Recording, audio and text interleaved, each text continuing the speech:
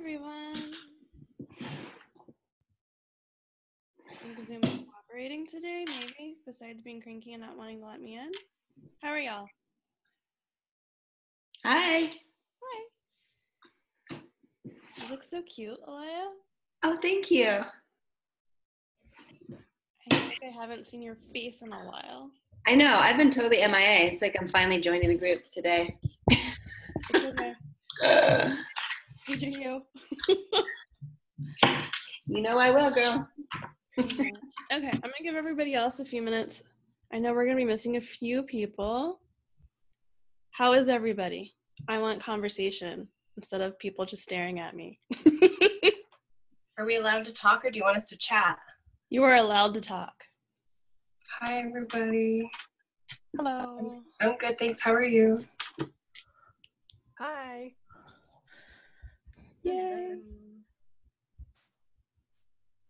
Okay. I'm doing pretty good. I'm very tired. It's been a long week.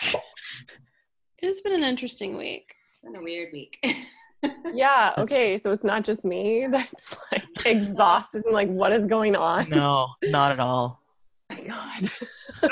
I have received at least 6 messages this week about, I'm just so exhausted and I don't want to do anything. Is that okay? Like, yeah, it's okay, because with you. There's also the flu going around in my house, and I'm the only person who hasn't caught it yet. And so I'm like, keep your stuff away from me. Quarantine. Hi, Rachel. Hey. I saw you waving. Mm-hmm. I had tea bags in my hand, so hibiscus tea for me. Okay. I think that's nearly everyone. So weird weeks for everybody. We'll accept it. We'll take it. Hopefully next week will be different. If all of you... Hey, stop licking me. There's a puppy here who wants to say hi, but we're not going to let him because I don't feel like moving the computer. But he's here. I have my nephew here. Can you see him? Very small. Is it's a dog. Is that cat dog? No. This is a different cat dog. This is a dachshund. His name's Oscar. He's my sister. He looks very cozy. I need to make my screen bigger so that... Yeah, I feel like we could just have a live where I look at everybody's puppies. I'd be cool with that. And kitties. Okay, so we are recording, yay. Since we're having a weird week, I'm going to do a little grounding to start us off. We have 2 Pams. That's interesting. Yes, we do. That was one camera and one voice. Yeah. Okay, like I'm not questioning it. It's Mercury retrograde. It just took me half an hour to check out when I was trying to buy some damn pajamas for my kid. While I'm sitting here like, come on, I just want to check out. I get it. Like, weird things are happening. So, we will do what we need to do. Did you get a haircut, Helena? No. Okay. Aha. It's just wet. Okay. And curling. I have curly hair. I don't know that I've ever seen it curl. No, I don't often display it. Well, we are honored to bear witness to this.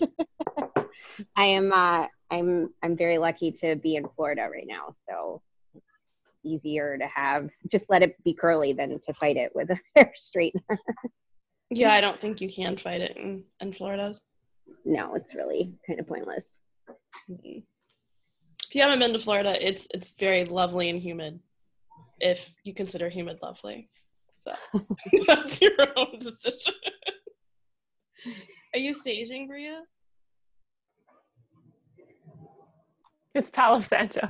Okay, we'll take it. It smells like dinner in here.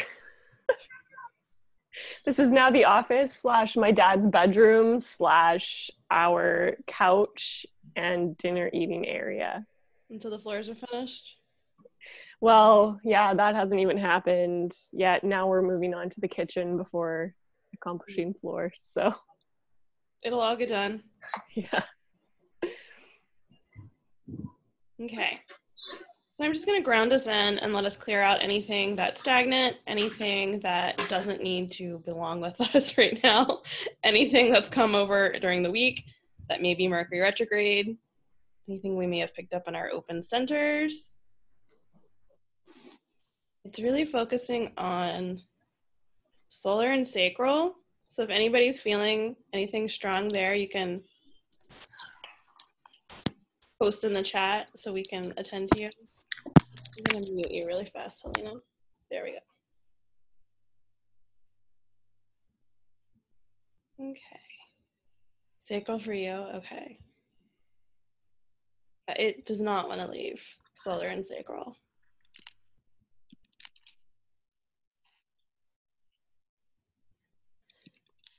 Okay, so those of you who feel it, just take a deep breath and see how, if you can push your breath all the way down past your sacral. If everybody wants to do it, it's okay if you have to keep your screen off, that's fine.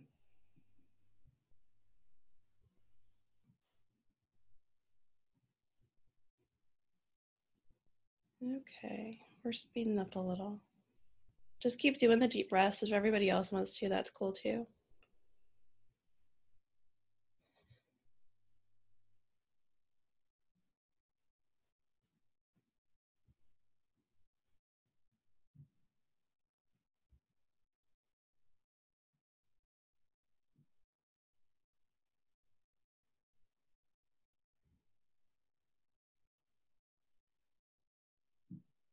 Okay, I'm just gonna let this keep going. It is starting to do a little pendulum wobble, which I kind of expected since I was in the quantum. And we'll just let it finish up. So, let me make sure I have the chat open. Solar opening for divine masculines. That's interesting, Alaya. It's also interesting how many of you were solar and sacral. No wonder it didn't want to leave. Okay. Put that down. I'm actually going to grab that and leave it nearby just to keep our sacrals a little clear. So what we're going to do is we're going to go around and just give everyone first a quick update of like where we are. If you feel like you need to introduce yourself again, you can. You probably don't need to because we've all been chatting.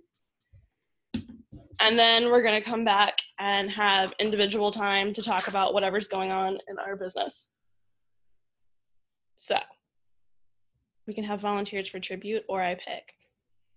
I will admit that sometimes I pick the person who least wants to be called on. I'll do it. Okay. What am I doing again? I'm just telling you an update of where I'm at. Yes, give us your official anchoring in. Where are you? Where do you want to be? What's shifting for you? So I've been, per your advice, just sorry if I don't know where to look. I always look at the wrong things. You're good. Camera. But I've been anchoring into the soul of my business and just trying to spend a lot of time there, feel out the energy. I did a lot of the clearings, clearing. And I think that I've definitely let go of a lot and released a lot of energy, a lot of like some of the fear, some of just the blocks that were holding me back, some of like the old negative experiences that I love to hoard onto and just cling on to. I've been just like letting them go, and I feel a lot more clear. I feel like I'm getting a little bit more forward direction. For those of you who don't know, I'm trying to focus on my art, but also let my business be what it wants to be, which is feeling a lot into like Taoism and guidance and helping people like return back to what makes them feel divine or what makes them feel like a goddess or a god or like sacred, and hopefully doing that with like some kind of art or creativity or writing. Maybe it's helping people write their own stories. But a lot of what's been coming up has been like helping people tap into their joy and to receive blessings, so let go of the things that are blocking them, which is what I've been doing. I am pretty close, I think, to like having my business story and my personal story at a place where I want to share it with the group, and so I'm deciding how to best do that. And I think my next big obstacle or opportunity to work on is going to be creating offers that are aligned for my clients. That's what I'm like really excited to do, and I think I also keep trying to jump ahead and focus on that instead of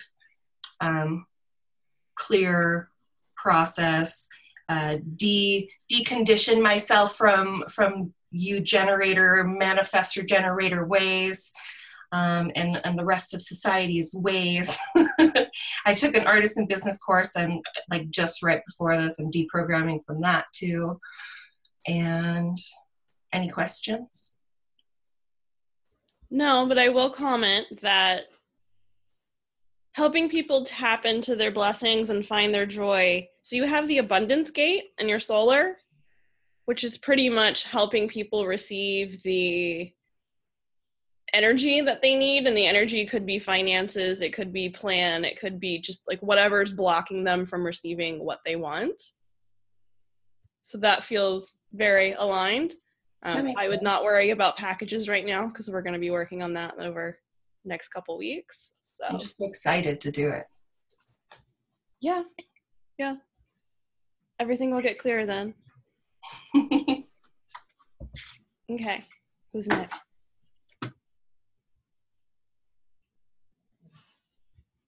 Alaya, you're not muted. I was about to say me anyway, so that works out just well, perfectly.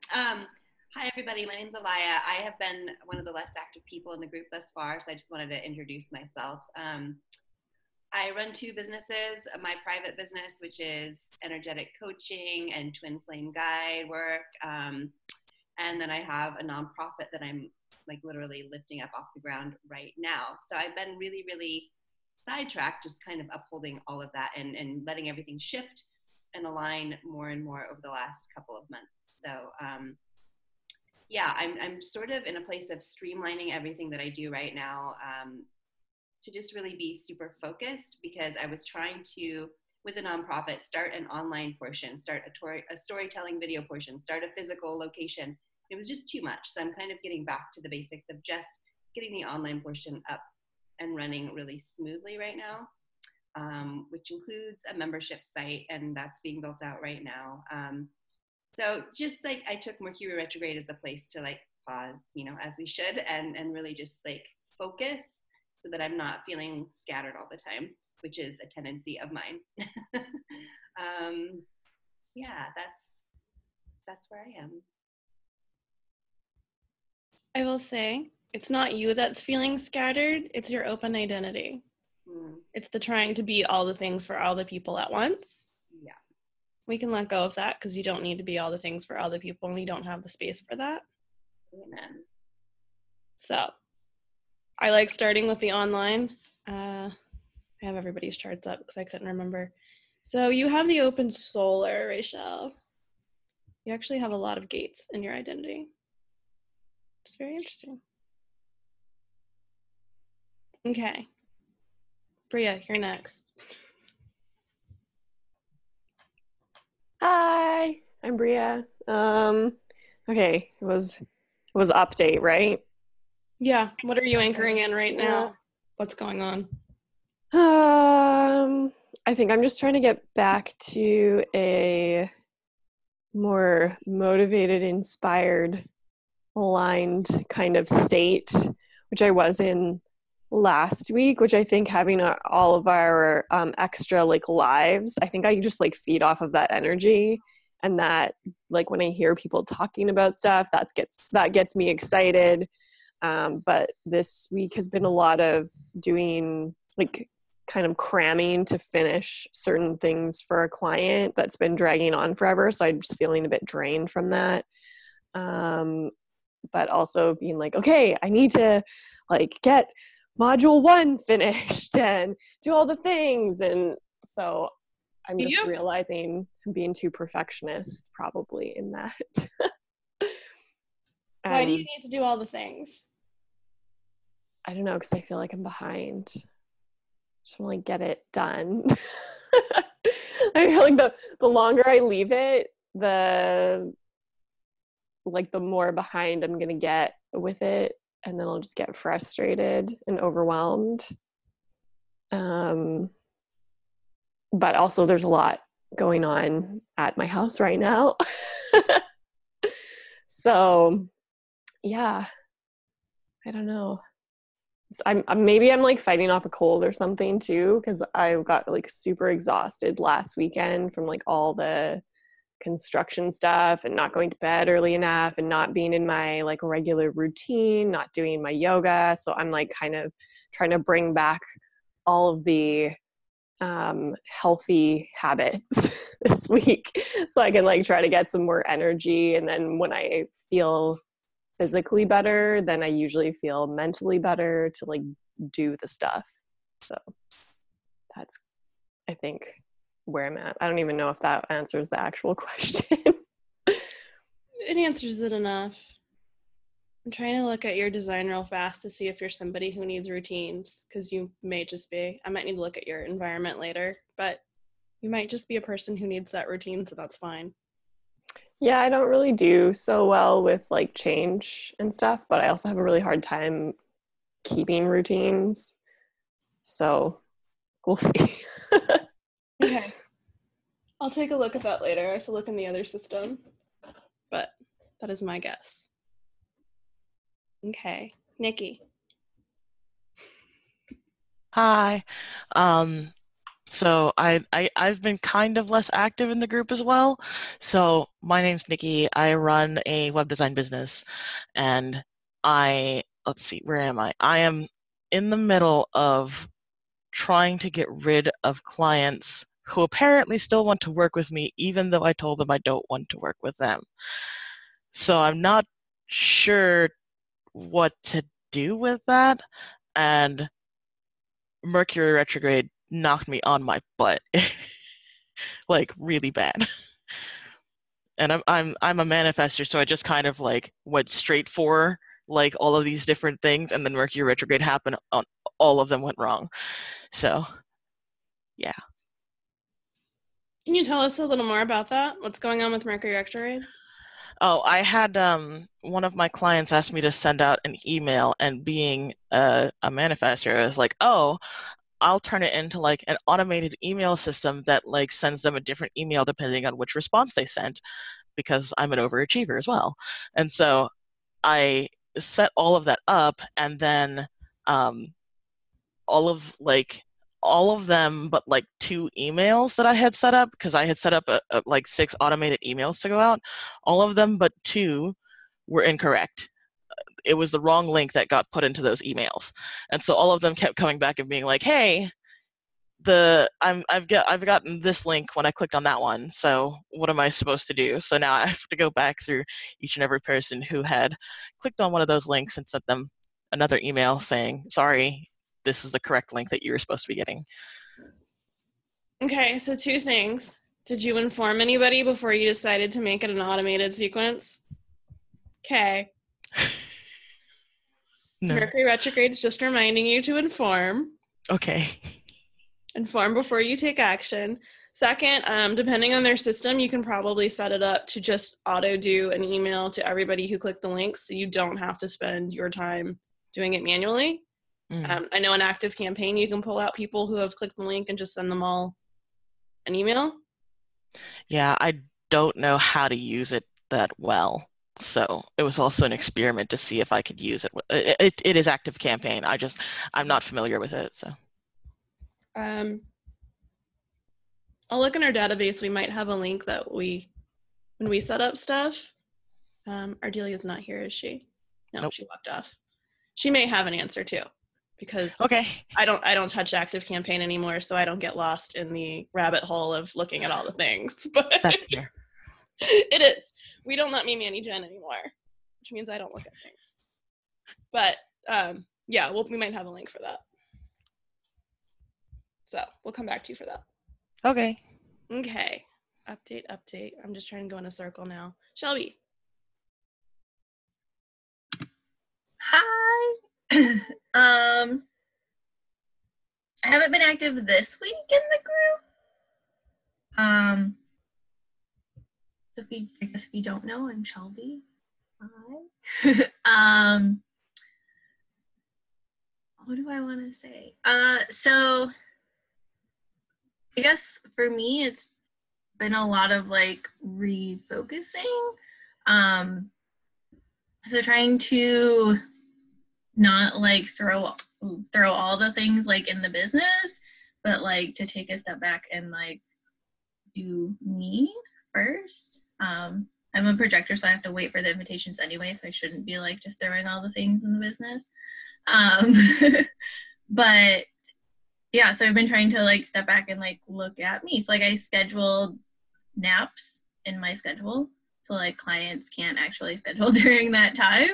And admittedly, I'm not doing so great at actually taking them yet, but I've got that time there for myself now. And there's like this, like something's coming up, and like Kristen and I have been talking, and a couple other people, like, is it mine or is it not mine? So trying to figure that out, because it's been like in my chest here, like something is being created, something's changing, something's shifting, and it's kind of like it wants to like alien out of my chest.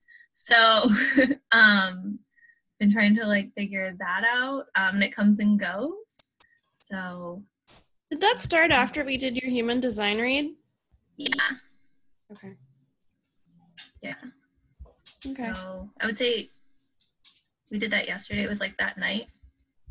Was it yesterday? Okay. Yeah. Sorry, I have no concept of time. I know. I know. Yeah, so that was starting yesterday. And then kind of coming into today a little bit. And then I also had a friend wanted to do, offered a free like reading for me to, in exchange for feedback. And it was just kind of like unprompted, like, hey, is this something you'd be interested in? So, you know, I can get feedback and testimonial. And I was like, sure. And so like some of the things were like mirrored across the two. So I have like a lot of things to like kind of sit down and shift through on my own, out of people's energies. So that's kind of where I'm at, is like today's busy, I'm doing this, and then I'm going down to the office for the apartment buildings and playing the singing bowls, and then we're going out for pizza party at one of the other philosophers' houses. My husband's in grad school for philosophy, so we're doing that. And so it's like, it's been a busy day, and so I'm kind of like not looking at things right now, but that's kind of like my plan moving forward, is to look at this stuff, dig into it more, probably some shifting more around energy, and things like that. So we'll see what happens. What do you do to clear yourself after sessions with people? I'll sometimes ground. It really depends. I'll sometimes ground. I'll sometimes, if I had a really long day, I'll take a salt bath. I don't usually like burn anything, but I have like a ton of crystals. Like,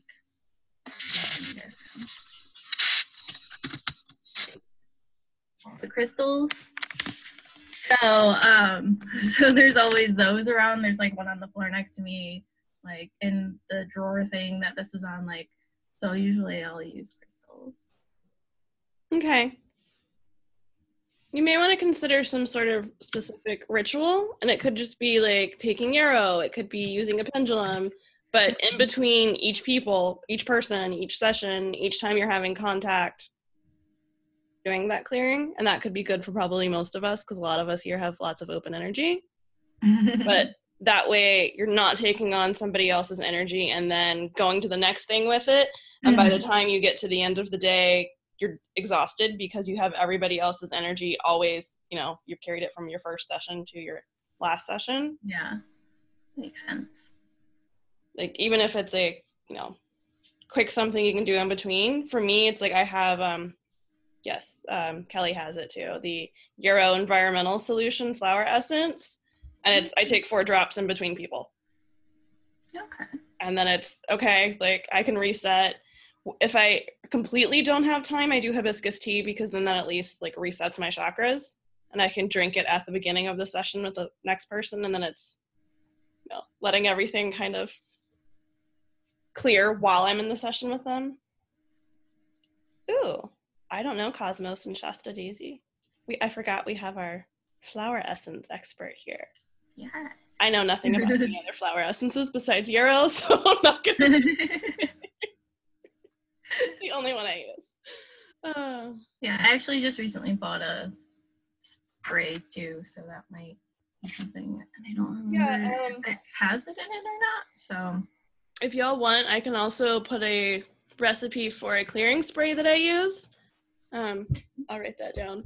But that one kind of like resets energy and clears anything that's negative. It could be good for anybody with the open centers especially, but I usually use that when we have house guests because I don't want their energy, but I'm just that person who's like, okay, you've been here too long, let me go spray.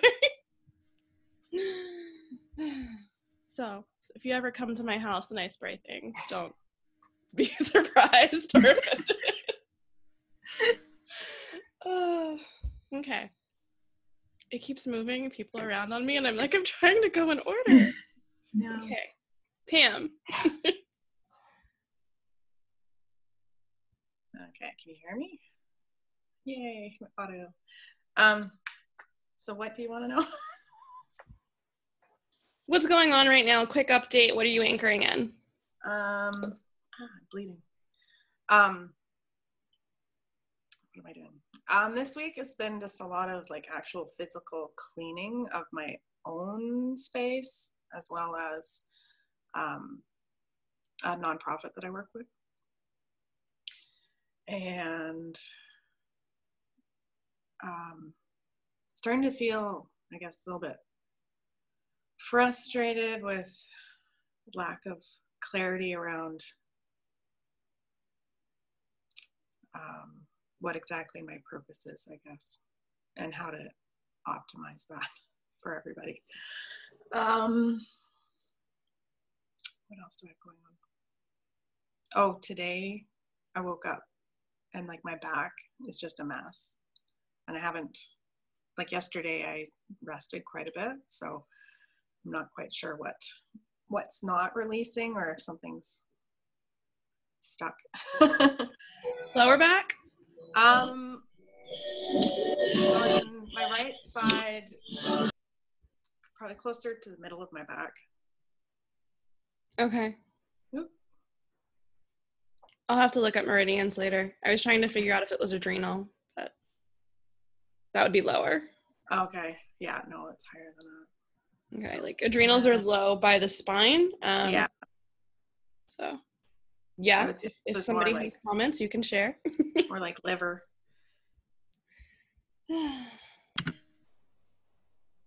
Can you say where it was again? It'd be like where my liver is, but on my back, not my stomach. Interesting. Ladder kind of runs parallel down the back there. Oh, I don't know if you can see it because it'll be very small, but like these two lines here are bladder. Bladder, okay. And it runs on both sides.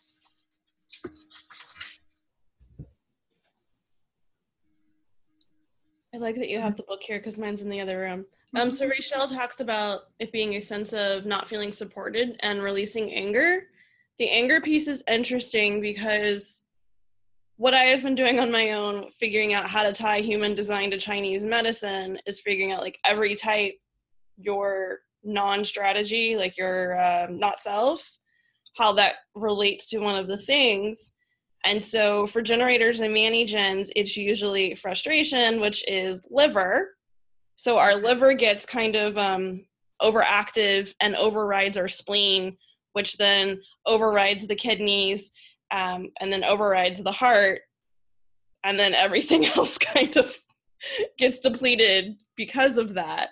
So in general, it's a what can you do to release that stagnant liver, which is likely going to show up in your menstruation as well as like clots and heaviness and fatigue.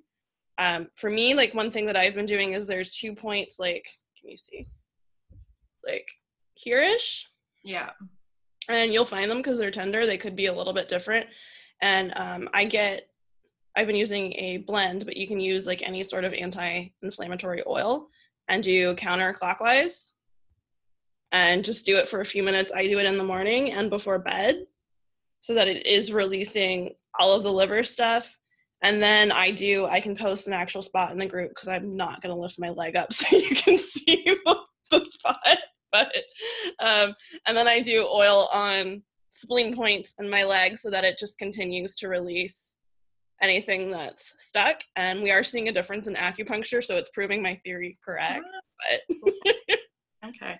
Yeah, because it's like, okay, well, I know as a generator, it's normal to feel frustration. It's part of the stepping stair. But is that what this is? Is this just part of the process, or is it my not self, right? So frustration shouldn't be part of the process. Frustration is that like you're hitting the bumper and you're trying to be directed to something else. Like I always think of it as like the bumpers on the bowling alley. Okay. If you're feeling it, something's stuck in you, something needs to be cleared, or something isn't aligned. Depending on where you're open, it could be something related to somebody else that you've picked up and that's just staying in you. You'll likely feel that in a fear pattern, if that's what it is, though, because it'll trigger. I mean, the energy needs somewhere to go, and it's going to go down one of your fear patterns. Right.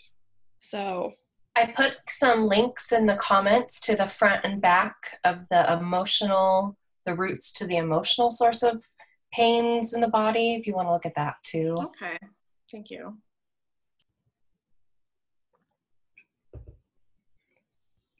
Rachel is asking, do you believe what you offer is tangible or valid? She keeps hearing that there's something about your own beliefs around your work or yourself. Well, that's the thing, because I'm kind of in limbo in what because right now all that I'm really offering are tarot readings, but I'm not being really visible with that because I'm trying to build what I'm actually going to do. I'm not just a tarot reader, right? But then what's with the Mercury retrograde and revisiting some stuff, something that's come up with the nonprofit that I work with is actually taking over management of that. And a nonprofit has been, on my radar, I guess, for quite a few years, but I always felt that was in tangent with other work, I guess. But the other thing that's coming up too is I'm not supposed to be multitasking, and that's something that I've always done. I think been conditioned by being raised by Manny Jen. And it's just becoming more and more apparent that I need to consolidate and not be multitasking so much. So I don't know whether just diving into the nonprofit part, because there's an opportunity there to hire staff. And I know that there's a need with other housing cooperatives to have better leadership and stuff too. But that's just completely different from what am building with the readings, right? So, or even with helping other businesses with structure.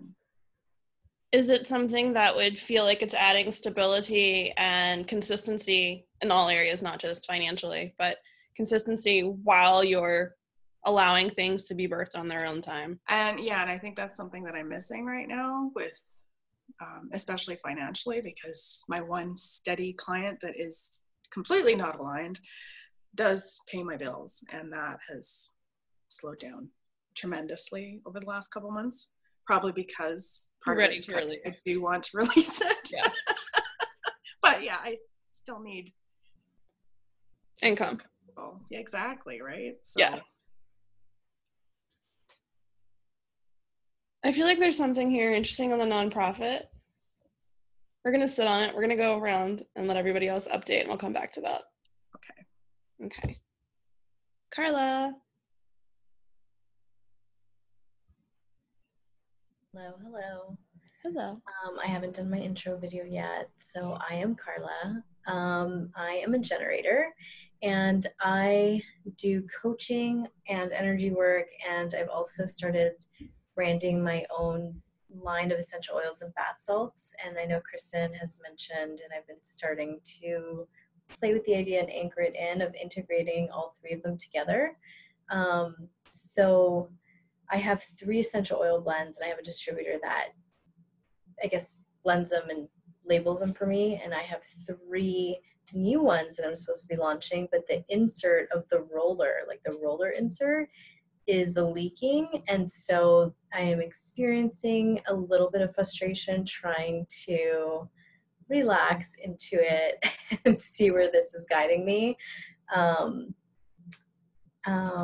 So that's where I'm at, and I'm currently working on putting together workshops for each one of the oil blends to show people how to use them through rituals or through like everyday life and the way that I use them. And what else? Workshops. So I feel like I'm just going through like a time of transition of anchoring in all these different pieces that are once separate and now together. And I'm just ready to kind of do it and just get there already and have everything done. So I would like for the end of our time together in the next 6 months to have a few, and I don't want to be specific because I find that like messes me up, but I want to have a few essential oils that have like a solid funnel to them, or like a solid marketing foundation where people find them, find the workshops, learn how to use them, and there's consistent clients coming in through that. I like that intention. It is clear. Thank you. Doable. Okay. And I was going to ask you that about the numbers, because I feel like anytime that I get fixated on like my Shopify stats on my website, I'm like, how many people added this to cart? How many people checked out? And like the conversion rate, I totally get sideswiped. And don't look at them. Yeah, right? Okay. Don't look at them. They feel like the responsible thing is to look at all the numbers and know where you're at, and then I just hate it. So that's actually, let me pull you up. I'll pull you up real fast and we'll come back to it. Okay. For most people, I would say don't look at it. There's a slight difference depending on your prosperity profile and your human design, where I may ixnay that and tell you to look at it. Okay. Without looking at your human design, what I'm going to say is just set it up so that if people add it to their cart and they haven't purchased, they get an email reminding them like to buy it and talk about different ways to use it. Okay. You don't have to be manually going in there to be like, did they buy it? Did they buy it? Is it just sitting there? Did they buy it? Yeah. I just want to know like what is going on? Where are the people? Like what are you doing? And then I see all these add to carts and I'm like, oh my God, what is happening? But yeah, no, I find the more I let go, the better things go. So I've just been trying to follow that. For me, I have to focus on serving and not on the numbers. Mm-hmm. The numbers can come second. Like I still have to look at the numbers because it's in my design. I still have to be aware of it, but I have to have focus on how I'm serving. So if there's even the question of, am I getting too caught up in the numbers? And the immediate thing is to go to my journal and talk about like why I'm excited to serve through this. And kind of like I have a list of questions that I go through at this point with like, okay, let's get back in the energy of what I'm supposed to be doing with this work. And then I can go play with the numbers on a spreadsheet and be like, well, if these many people sign up for this, or if this person comes in where I think, am I going to be where I want to be? And see if it feels good, but don't start there because it's a rabbit hole. Okay, got it. Yes, it is. Okay, thank you. You're welcome. And Toby. Hi. Hi. I'm Toby. And I'm doing, today's a really nice day. It's a totally different energy than yesterday. I don't know what was going on yesterday. But where I'm at, I feel really behind in the homework. And I feel you're not the only one. We're going to make next week a little lighter so everyone can catch up. Yeah, because I haven't even looked at the pyramid. That's where I'm at. Okay. Okay, so, but then all the card stuff and like the prompts for the magic, I was like, can I just jump into that? That seems really fun. I want to do that part, and didn't want to do the details, even though the first part, so just going before the pyramid, the tiers, right? That actually felt really good. That felt like, ooh, I'm getting somewhere. This is tangible. And then I was feeling like all these ideas were coming, like the offers. I was like, ooh, like I could feel and see the people that I'm serving. And I was like, yes. And then I kind of went into the overwhelmed state. But then it was interesting because the releasing meditation, and that was the big, like overwhelm was a big thing that I was releasing. And in that meditation, there was that tree that came out of my book. And it was this beautiful oak tree, but it was super solid. So I couldn't close the book again. But when I've been met and I've like with the overwhelm and I've like realized that I'm doing that loop, I've seen the tree where I'm like, oh yeah, I know good things grow. I just need to relax. And so I kind of caught myself in the overwhelm, but I still haven't taken action. Like I didn't know what action steps to take. So I've kind of just, I feel like I've just kind of been puttering around, even though energetically, like I actually feel super busy and super drained. And then I just get like that where I just want to do all the things like all at once. And you know that because I was like, even as we clarify one idea, I'm like, oh yeah, here's 2 more ideas that I have. So time is so irrelevant too. Like I'm just trying to find pockets of time that I can work with. Like I haven't had the space, especially this week, even in the last 2 weeks, to be on my own. Like I've taken this call as like, this is my time. This is like my self-development time, my business time. This is just like me feel good time.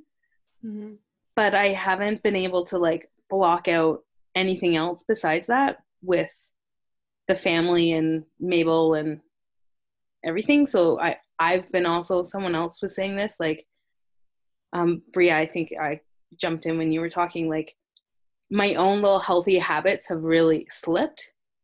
And so yesterday was a huge reminder of self-care.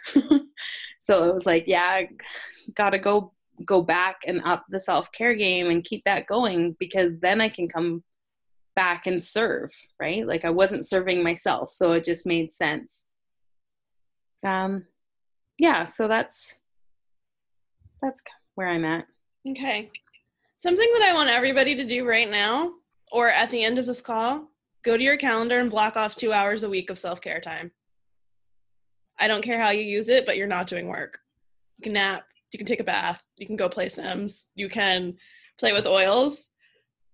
Something that I'm gonna be very clear for Kelly mostly, but for the projectors. Something that you define as nourishing, something that feels fun, something that feels like whenever you want. It doesn't have to be in the 9 to 5. It does not have to be 2 hours in a row, but if you can, that'd be great. But think of what is going to actually re-nourish you. What are the things that feel like normally make you feel good that maybe have been neglected?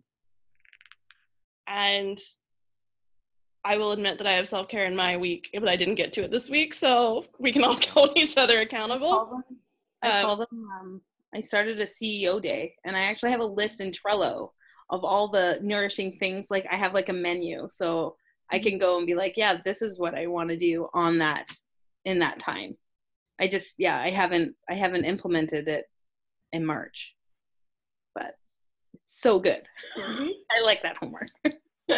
Yeah, figure out a way to make it happen. Have somebody come over and watch the baby for an hour while you do one item on that list. Like, it's harder with a newborn, I get it, but these things are essential for all of us, because if we don't have the space to receive, we're not going to get anywhere, and we're just going to keep feeling drained and overwhelmed and keep in that place of like, well, I want to make more and I want to be doing more and I want to be figuring all the things out, but you don't have the energy for it. So how's it going to happen? And it can just be like a list. And it's actually funny you said that. I had a list of things that when Soren was born, it was like, these are the 7 areas of self-care that I need to feel good. And there are 3 items under each thing, and I need to get at least 3 things a day.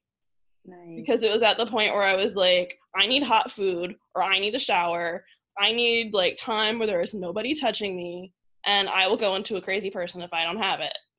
And so like we had that list hanging up for 6 months, and we had mine and we had my husband's. And Gosh, maybe I should hang it. Right? Because then other people can know what I'm needing too. Because sometimes like I've been finding that that's a hard for me to articulate. Like Zen, my husband, will say, hey, like I'm gonna do a film project for a couple hours. And I'm like, he's like, is that work? I'm like, yeah, it works. And I'm like, wait a second, what about my time? Like I've just been like super flexible. I'm like, yeah, go ahead. And I'm like, wait a second, hello, depleted. So I like that idea of hang it up, or invite him to your Trello board and to a family calendar.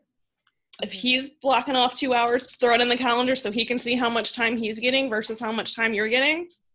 Mm-hmm. That'll at least inspire him. He's still going to need, he's a projector, right? He's still going to need the invitation that you need the help. So you're going to have to work with that. Oh my gosh, I need to invite him that I need help.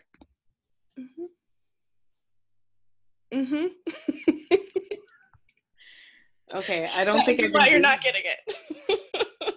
Oh wow, I'm just like been informing him like, hey, I need help. He's not a manifester. He doesn't need to be informed. So what does that look like? I need to say like, hey, do you think it's a good idea you help me? No, can you help me? Can you help me?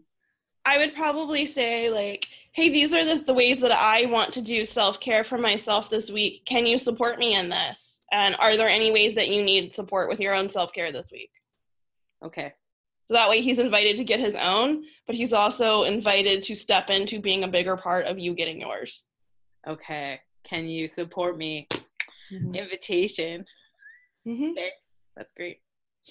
Yeah, and as Shelly said, clearly define like what you need. So if it's your menu, it's for now it can just be I need 2 hours where I am not in control of a baby. I need 2 hours where I'm in a room by myself and I can do my self-growth, or I can do self-care, and there are no babies present. There's nobody else present.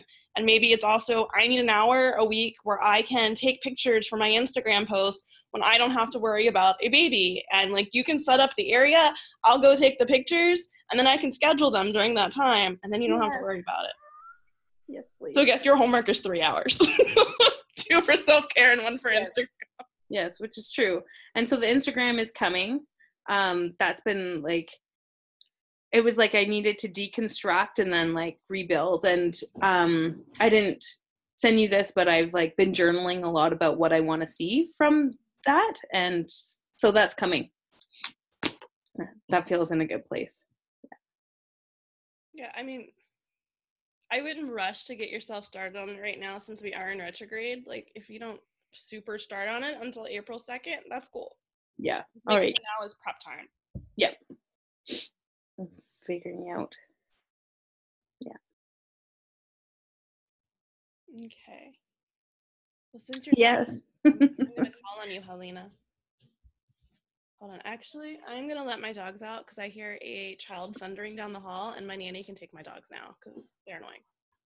Or annoying me at the moment.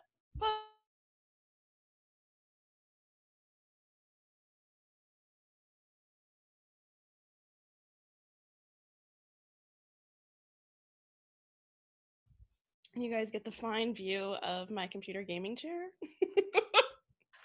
They don't make really great chairs for computer desk unless you buy like there's 2 of them, and I didn't want to pay $1,000 for a really ugly computer chair, so gamer chair it was. Because I went to like, what could I do with that $1,000? I could buy lots of crystals. I could pay off things. I don't need an ugly chair.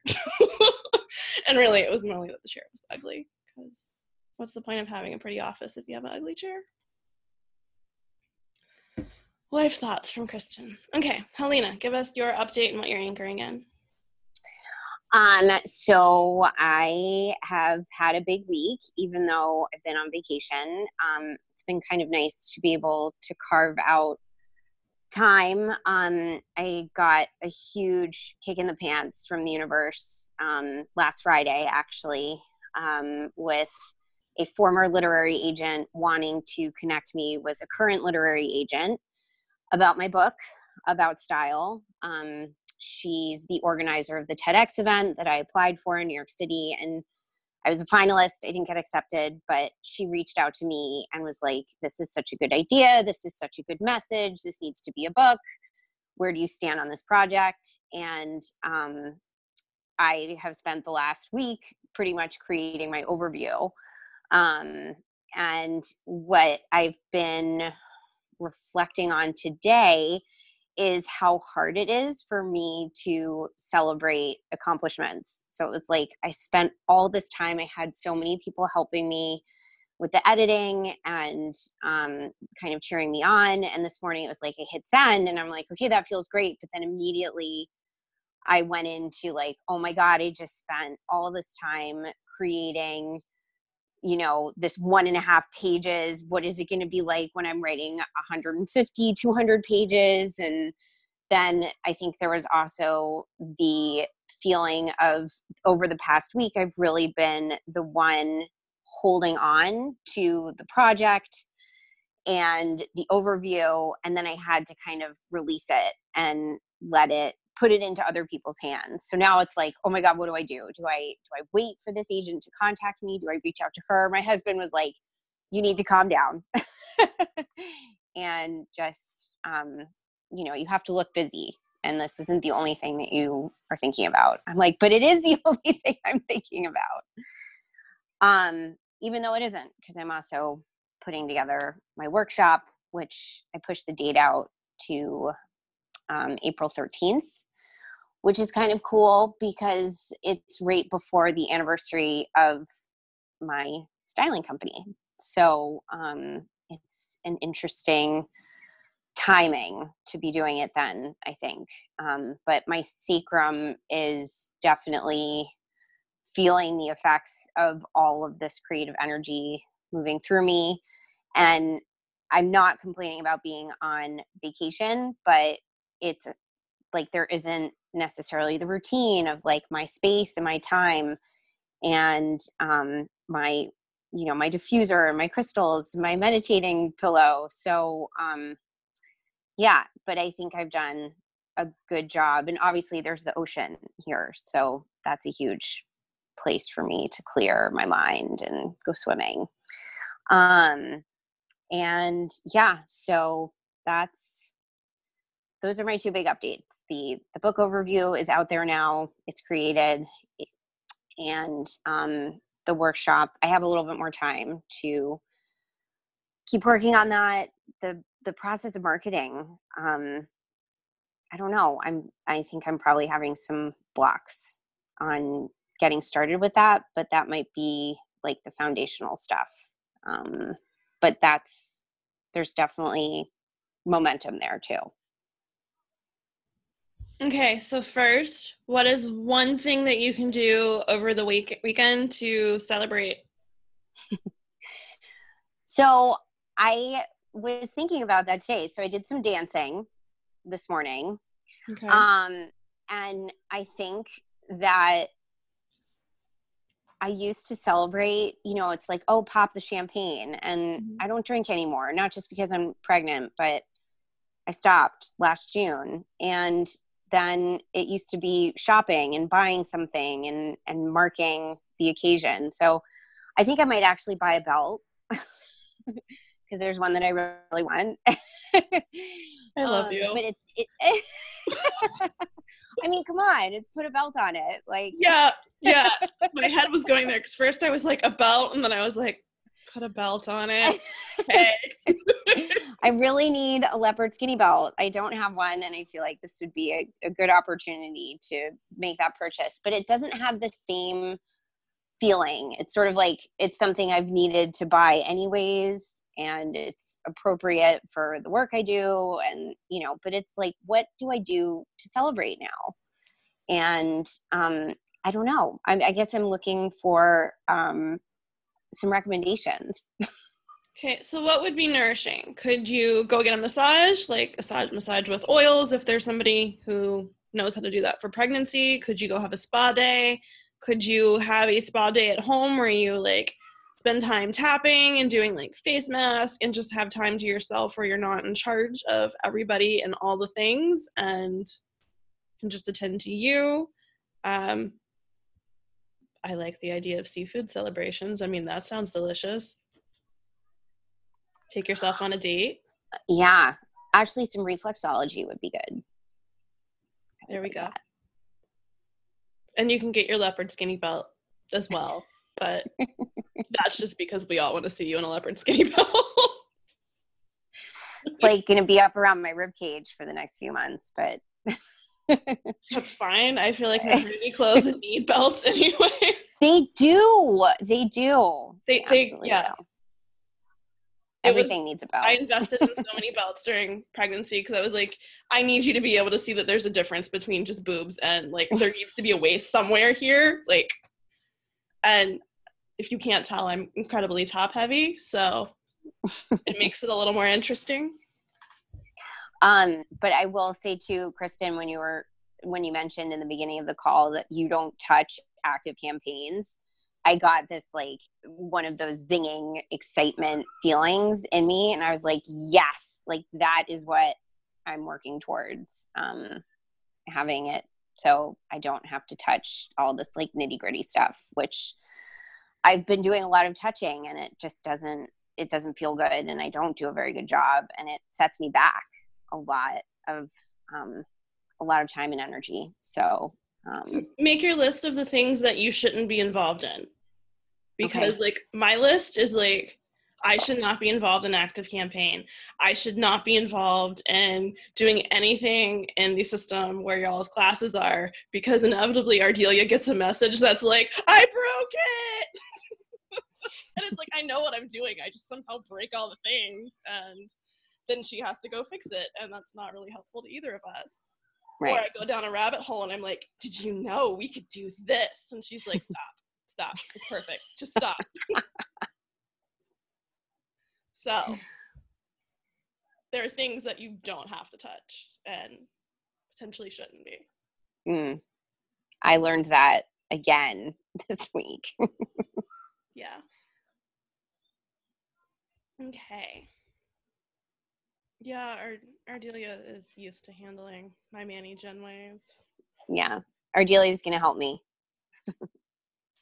She's a lifesaver. I don't want to imagine life without Ardelia anymore. So it's not. Okay, so I'm making a list of what I should not be involved in, and I need to find something that really marks the celebration this weekend. Of that was a really big accomplishment getting that out, and I want to make sure I guess integrate that. Yeah, I mean, I think for most of us, we don't actually anchor in our celebrations.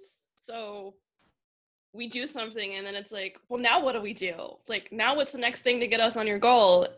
And that doesn't actually open you up to receiving anything because you're still in that like, well, I need more. And it's still, I hate using the words because I think the spiritual entrepreneurship land uses this incredibly horrible, but it's kind of like the lack mentality you get stuck into, like I don't actually have what I want because when I get it, all I think about is I need more.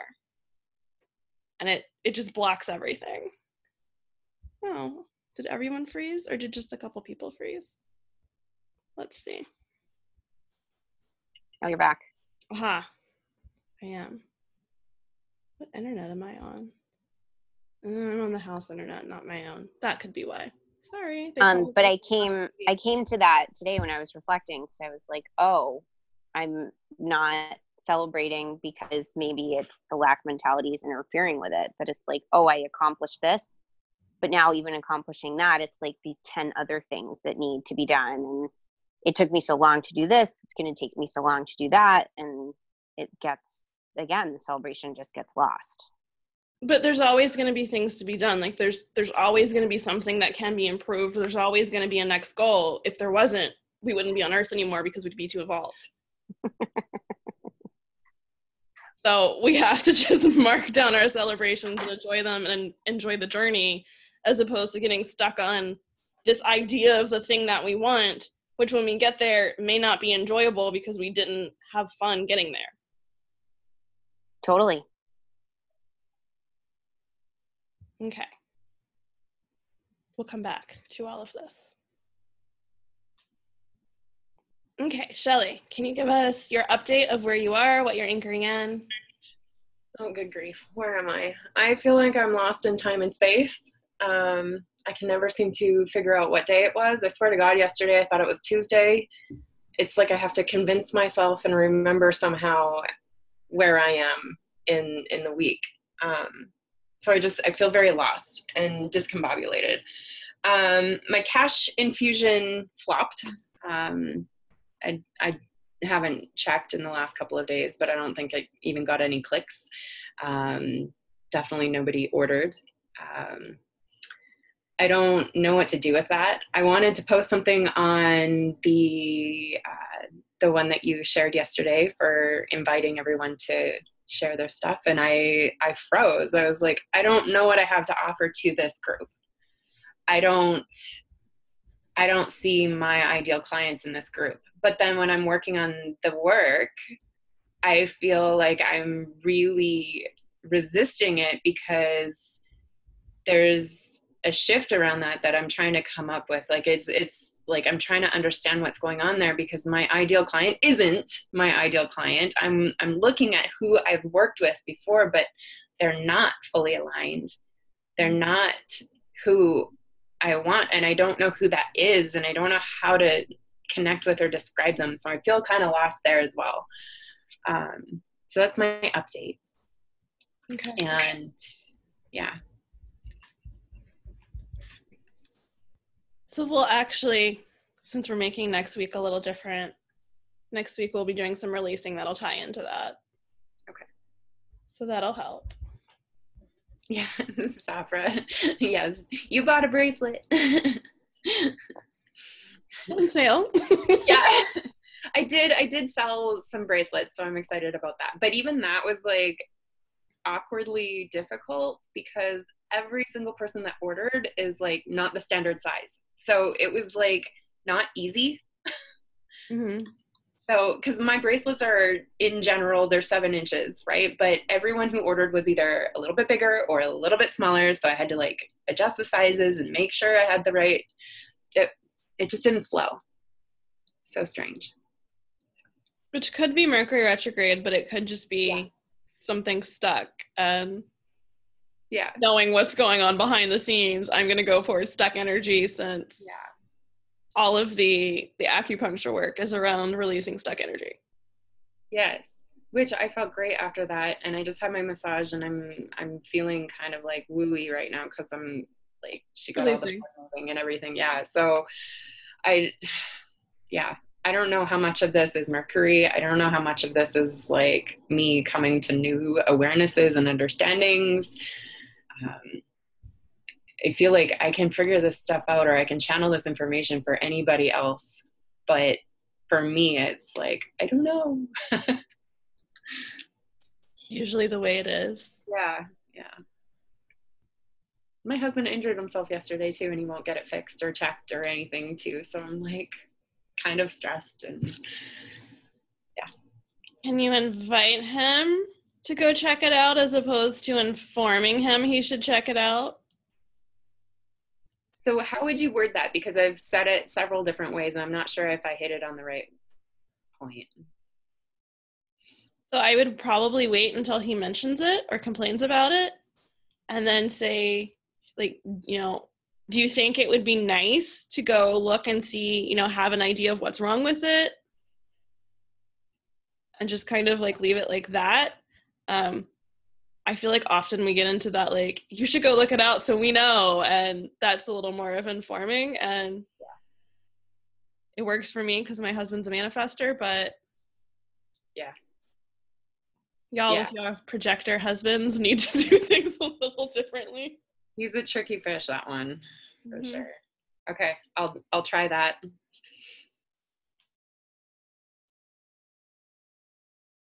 What number are you finding, Pam?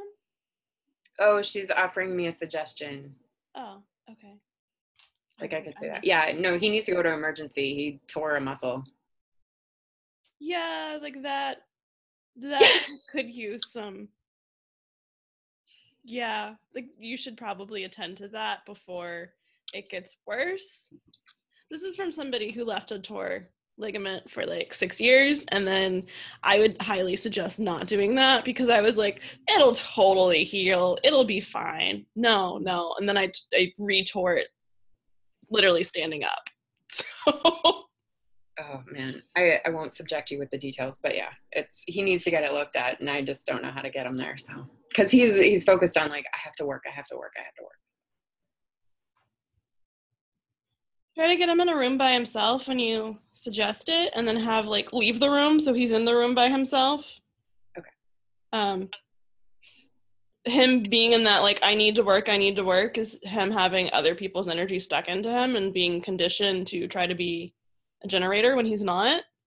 Right. And that's only going to add to any injury.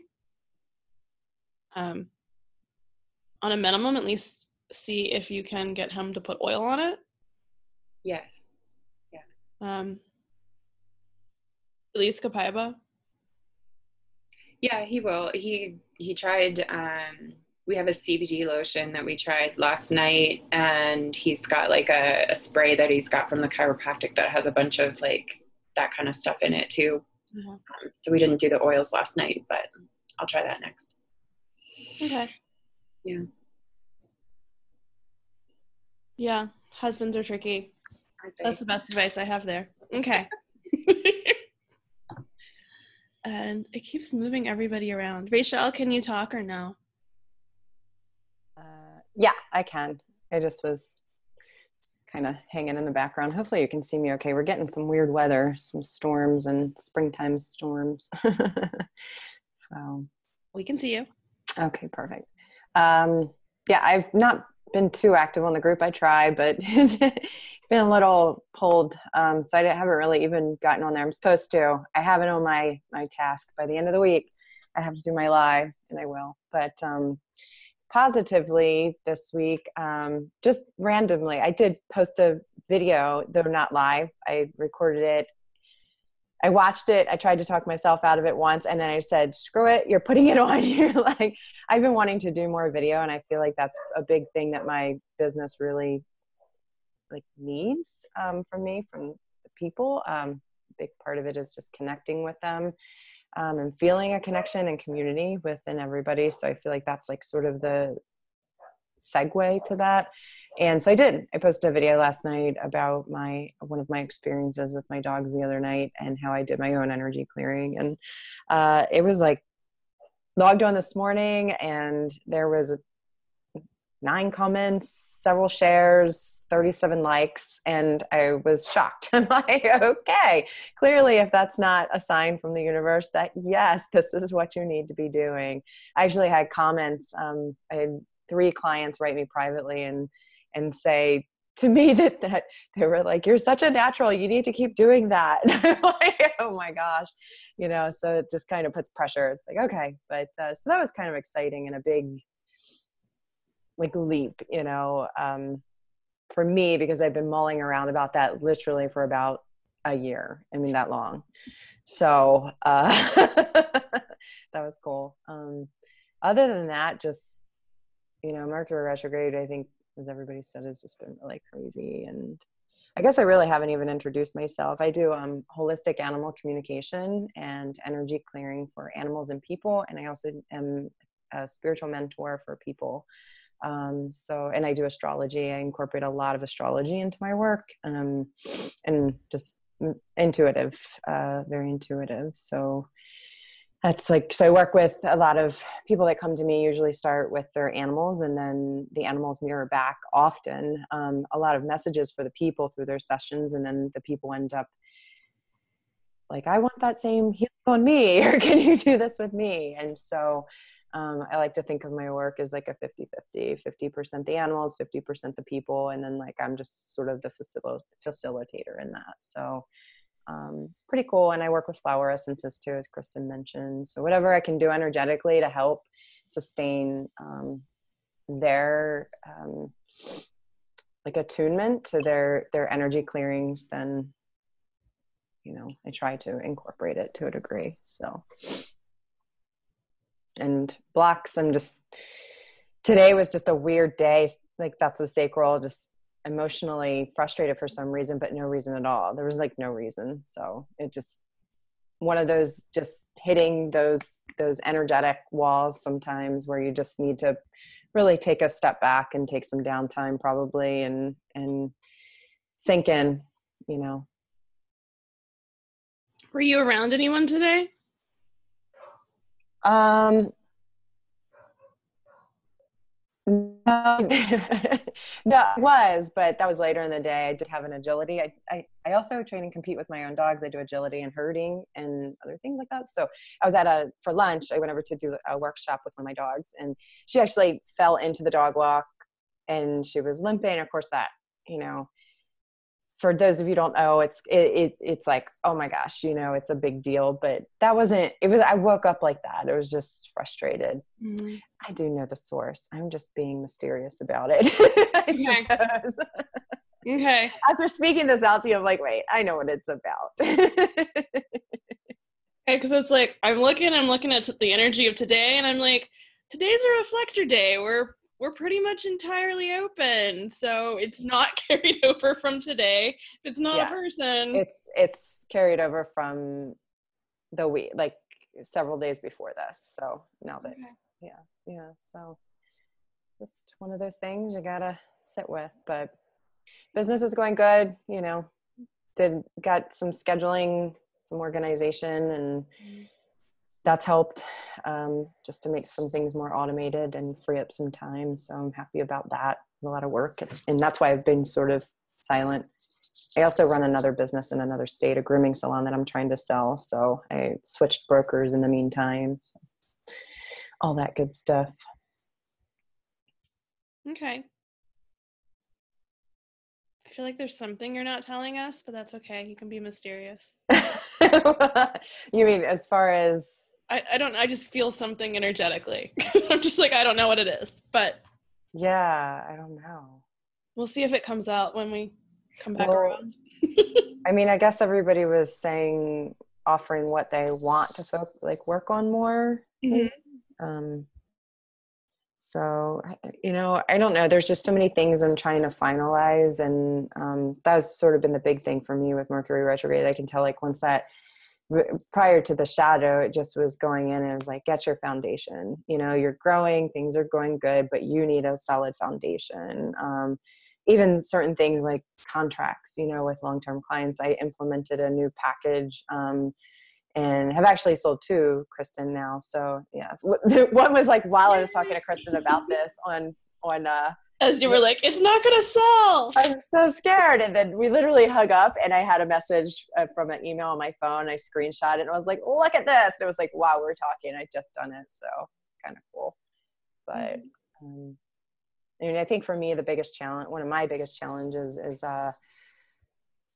you know, I can fall into that lack, you know, that do, thinking you always have to be moving forward. Or if my schedule's not, you know, jam-packed, then it's like, what's my worth, you know, like, should I be, you know, versus now part of this whole foundation is on the schedule, actually scheduling in things like going for lunch and doing an agility workshop with my dog, because I love doing that, you know, that's self-care, you know, or reading a book or having a different morning routine. And this is all, to me, for me to follow it, I have to put it on a schedule. I have to actually put it in writing. So I have like Google Calendar that's synced with it's all together. And it was a lot of work because I am sort of a free spirit. I do not like boundaries like that put on me, but I need it. You know, it's like, in looking at it differently is like, it's not trapping, it's actually freeing up things for me, freeing up time for me and my life. So yeah, so that's really cool. I usually literally go through and put everything that I want to do on a day in my calendar, or at least the big things. And then there's like on my to-do list, here's the extra like stuff that can go in the flex time.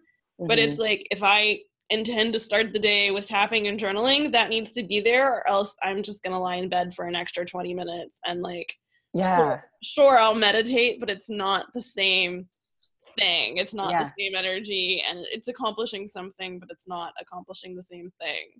Yeah, definitely. It's neat here in the group hearing what everybody else is sort of going through and talking about, because I feel like it's very validating, you know, that we're all kind of experiencing certain pieces of all of this, you know, what everybody speaks about, and, you know, so it's kind of neat. Bye, Laya. Okay. Come back then. Safra, can you talk? Okay. Do you want to give us your update? Yes. First of all, can you guys hear me okay? A little loud, but yes. Sorry. Do you want me? I can try to go outside. Yeah. So, update. It's been a much better week, which is a great start, because I've been through hell this past few, I don't know, month or so. So I think I'm starting to find some kind of ground, which is good. All right. So retrograde has actually been very good to me, and I'm very grateful for it. Computer's gone crazy. I lost some other things. Facebook went down, and I've been taking that as an excellent opportunity to get out and get physical, do things more physically, get out into, you know, the real world and work on building business on that aspect. And so this week has been all about taking action, lots and lots and lots of action. I got a real phone number for my business. I got a PO box address. I got a website up. I got a blog up. Just massive action. And then today I overcame major obstacle, and I went to 3 or 4 different places, and I put up flyers, I gave out cards, and I offered to do workshops, and I feel really good about myself right now. Like, it's like a big thing. So that's really cool. Let's see. I'm still finding myself within, for those of you that didn't see the intro video, I'm kind of finding myself in a new niche right now and discovering, you know, where I am and what I'm doing, and kind of know what I'm offering. I don't have little offers. I got big things, and I kind of need to find, you know, things that are going to, you know, invite people in more. So I haven't had any sales or any, consultation calls or anything like that yet, partially because I've been up and down and in and out. So that's where I kind of am right now. The things that have been kind of holding me back is that I don't know this, like, I mean, you know, Kristen, but I've just lost the spiritual aspect of myself, which is really weird, because I'm normally like just up there, and now I'm just down here. So we spent 2 days out of the mountains.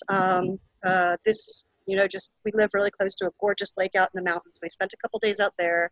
Today we just been going outside. It's been feeling really good to get grounded. Just because I'm nosy, what lake? Oh, Sharonda. You know the area probably. It's in the Shenandoah Valley. Okay, I haven't been to that lake, but rough idea. Yeah, it's a place I kind of grew up in, hiking out here. So for me, it was like I love it out here. Energy-wise, I'm still kind of crazy, because we are moving. It was supposed to be today. They pushed it back another week. So, you know, we haven't even had the final approval on the loan. It's been insane. The house is definitely not packed yet, because I don't even know what's going on. I can't get things organized because I don't know what's going on.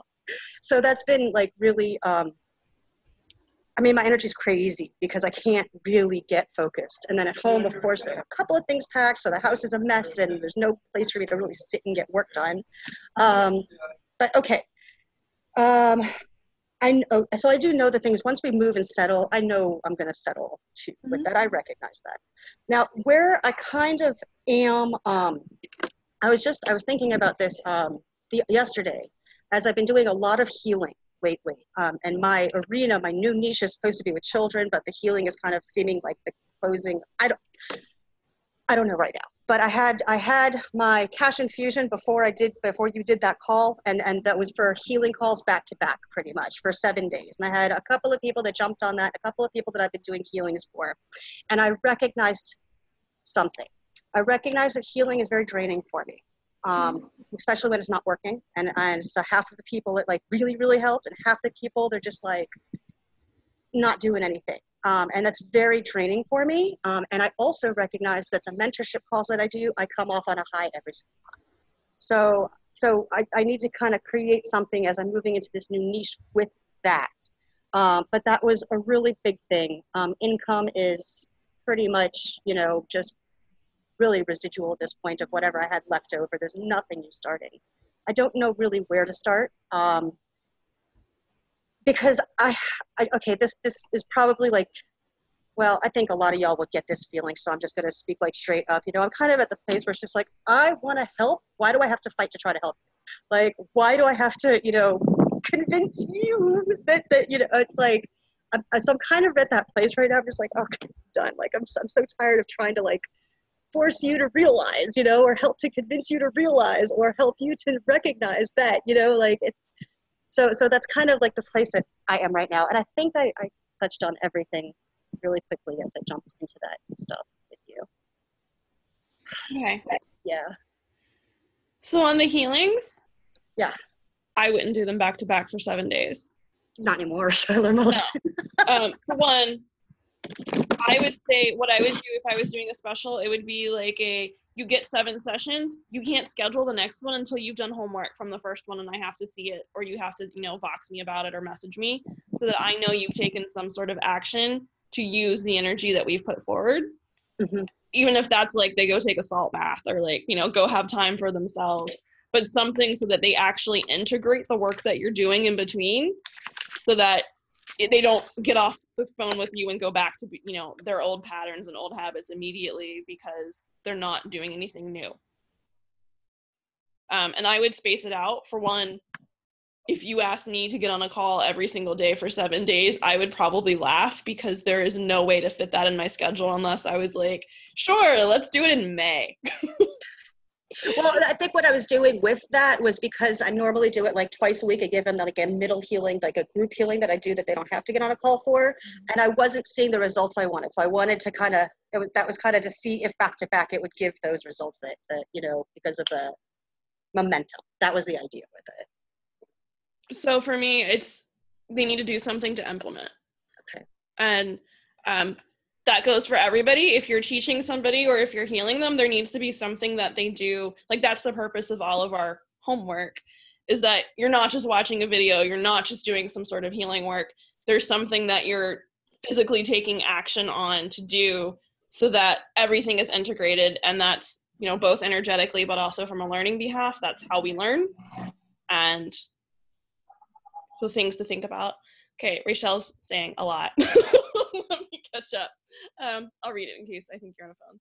So she's saying she relates what helped her was releasing the attachment to the outcome on the healing and channeling to work with your guides to assist even after the healing's done. No, you're fine, Rachel. You can keep talking. I just had missed some of it. She believes that as the healer, we're only half of the equation. They're the other half. If they aren't willing to do the work, you can't help them. And this is true. And I agree with that. So she says she only does one energy clearing for people a day, and animals are different. Or you can work with them remotely while they're not there. I think also fine. I work with a lot of, some of you have probably already experienced this. It's like if you Vox me and I'm like, I need a clearing, it's like, okay, I'll put it in whenever I have depending on how long it's going to take, 5 minutes or 15 minutes or 20 minutes, but you don't need to be present. You don't need to know when it's going to happen. Depending on what it's for, I may check in with like hey, I have half an hour now. Are you at home? Because there may be emotions coming up and I don't want you like crying in front of your boss or crying in front of this person, but are you in a safe space? Are you not driving? And yeah, Helena knows. It'll be, are you home? Let's do a clearing. So they don't need to necessarily be there. And there could be little, they're on there for some of them, but there's, spaced out intermittently so that they're still getting touch points with you and they're still getting their own stepping stones of the healing along the way. right now, are you more focused in getting, which maybe this is a tricky question, does it feel like you want clients in the child part of the business more than in the healing spiritual realm of the business? I think my focus has grown towards that arena, that area. And so, yes, at the same time, I will absolutely admit I am shit scared of the fact that I'm going to do this and the outcomes aren't going to be as good as they've been in the past. Or, you know, the parents are going to, I don't know, want different things. Or so it's kind of holding me back from really, you know, doing what I should be doing, I think. Okay.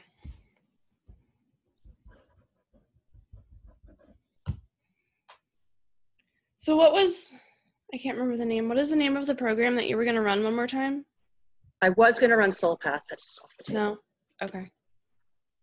I do have my programs and affiliate links and all that stuff automated so that I can, you know, do that as a side, you know, automated stuff, you know, but I'm just no more live on that now. So right now it's basically just one-to-one work on both sides. Pretty much, yeah. What was that sigh? Because I feel like I'm just not anywhere. I feel like I'm in this limbo where, yeah, I mean, my group that I loved so much is just kind of dying, you know, and the other side is not really moving, not too much. So, yeah. Okay. So one side needs stabilization and the other side needs growth. Yes, or I just need to find a right focus. Something's got to balance. Okay. I'm going to take a look at your human design real fast. Okay. And we'll come back to it. While I do that, Jen, can you give us you. Can you give us an update of like where you are, what you're going through, what you're anchoring in? Yeah. Sorry I was super late. I had a client call. Usually I don't schedule in the afternoon, so I was like, I'm not going to hop in, see how this goes midstream. Whoop. Doing good. I feel you and I had a good one-on-one this last week, and I've been really spinning with that. My energy is really like, you know, I'm an Aries rising, so I like to get shit done, but I've been feeling the call to like slow down. And that's really been like yesterday was a total shit show of a day, literally with my dog and figuratively as like emotionally. So I'm kind of recuperating from that. But I think energetically I'm feeling like I'm just like feeling these clicks of like who I'm talking to client wise. My current clients are freaking amazing. So when I am posting content, I'm like visualizing them and being like, these are who I want to draw in. They're amazing. Like they're having awesome weight loss results and just amazing mindset shifts. And so it's been really rewarding to see that working.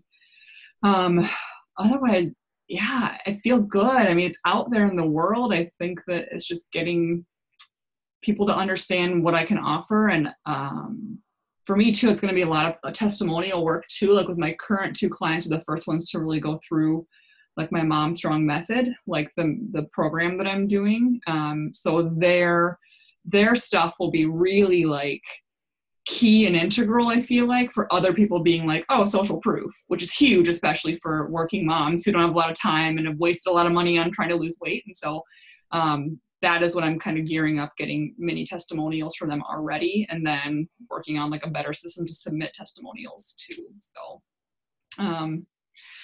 yeah, I feel good. I mean, the money's not coming in as much as, but I don't think there's anyone here. It's like, whoa, money, like chill out and just slow down a little bit. So for me, it's like, keep it coming in, but I also feel good about what I'm currently doing with my current clients. So yeah, but definitely it's like slowing down. Like I have like 7 days of posts ready to go. So I go in like super burst for 2 days where I'm like in the mamas groups, like trying to respond to that stuff and just seeing stuff and being like, yes. And then like 2 days, I'll just be like, meow. And my energy I feel like I want to be like, why can't I do anything? Why am I not doing something? I should be doing something. And then I'm like, no, girl, you just need to like listen. Like you need to chill out. And I'm clearly not good at the chill out. So As a reminder, you do not have defined willpower. You cannot go, go, go all the time.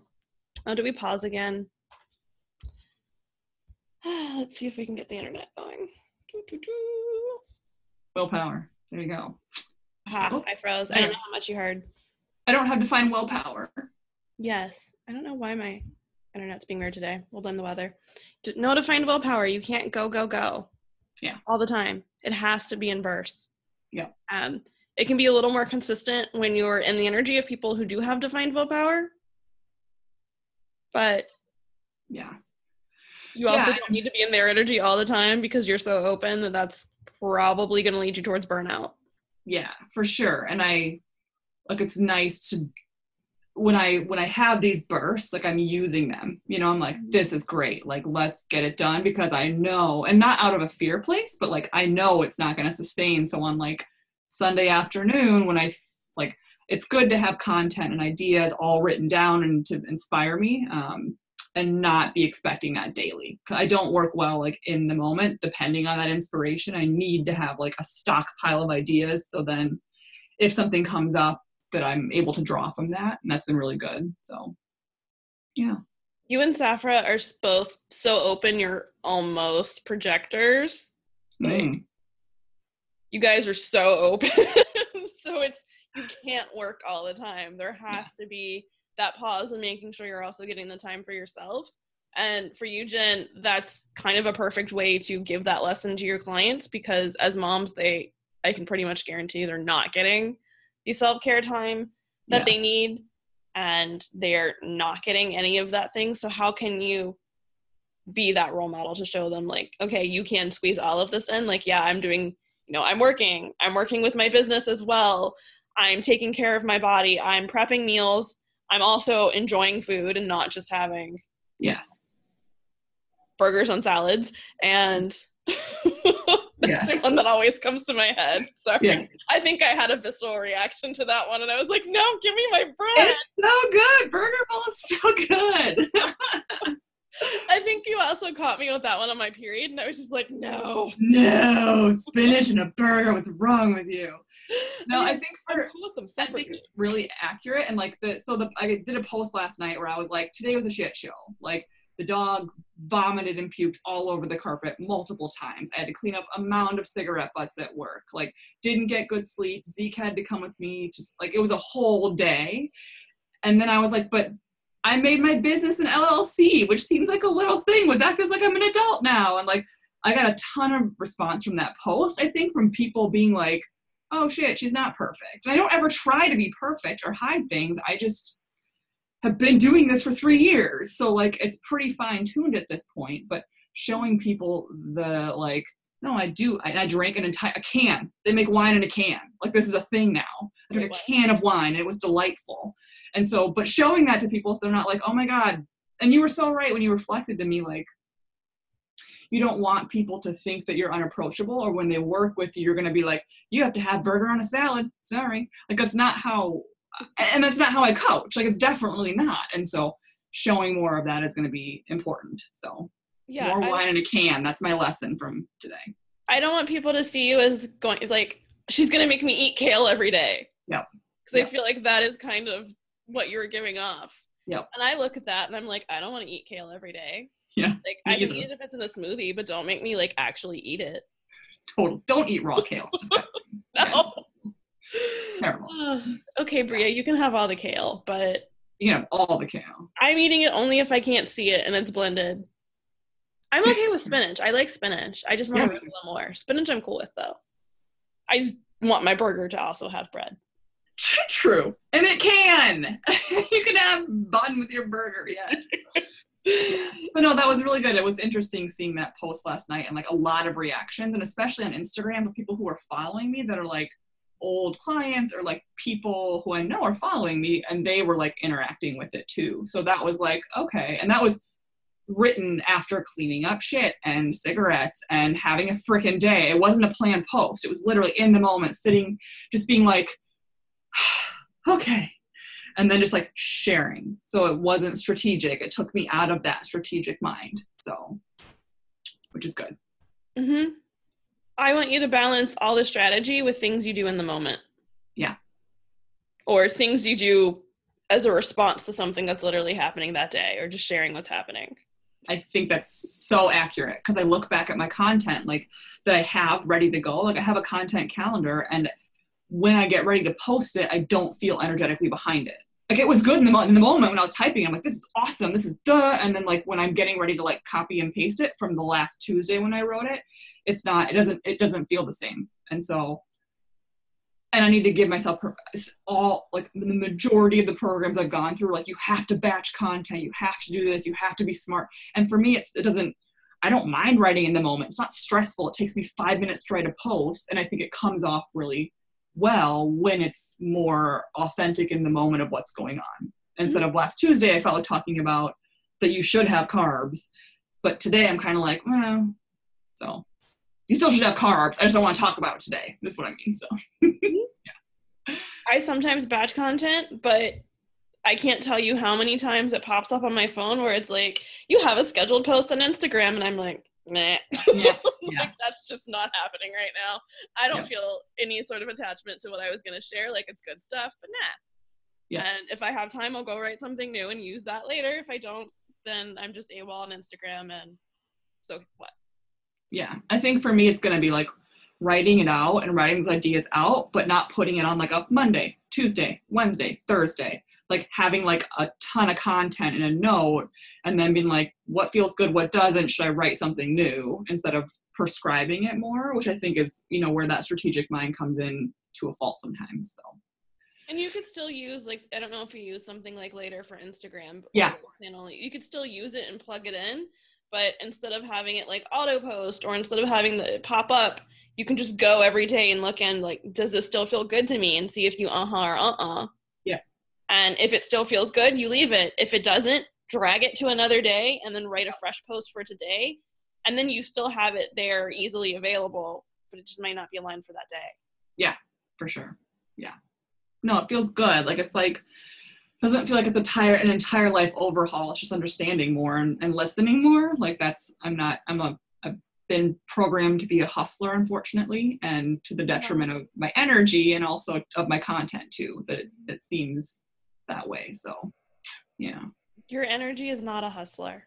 No, it's exhausting. I mean, I did it for 2.5 years straight, and I was like. And did it work? Financially, yeah, but I felt like crap. I didn't serve people well. Yeah. She's a very, very, very open generator. How many? You have what? 2 defined, 3 defined, 3 defined centers. So. Yeah. 3. Yeah. So, but good. I mean, I'm getting there. I'm just impatient now. I'm like, well, I've changed. Why aren't all the people coming my way? I know the things. And so that's, I think, where I'm like, in my head, it's already done. But like, clearly everyone out there following me and new followers and people like that are like just catching up. So that's the hardest part for me, I think, is feeling like it's already done. Like, it's out there. No, you're not throwing your credit card at me. Okay. All right. And not letting that get frustrating. So yeah. Something that all of us can focus on. I think everybody is getting into that kind of like, I want to move, but I'm not moving. I'm getting frustrated spot. How can, wherever you're showing up, or if you're not showing up, consider where you want to show up. How can you show up as a more relatable you?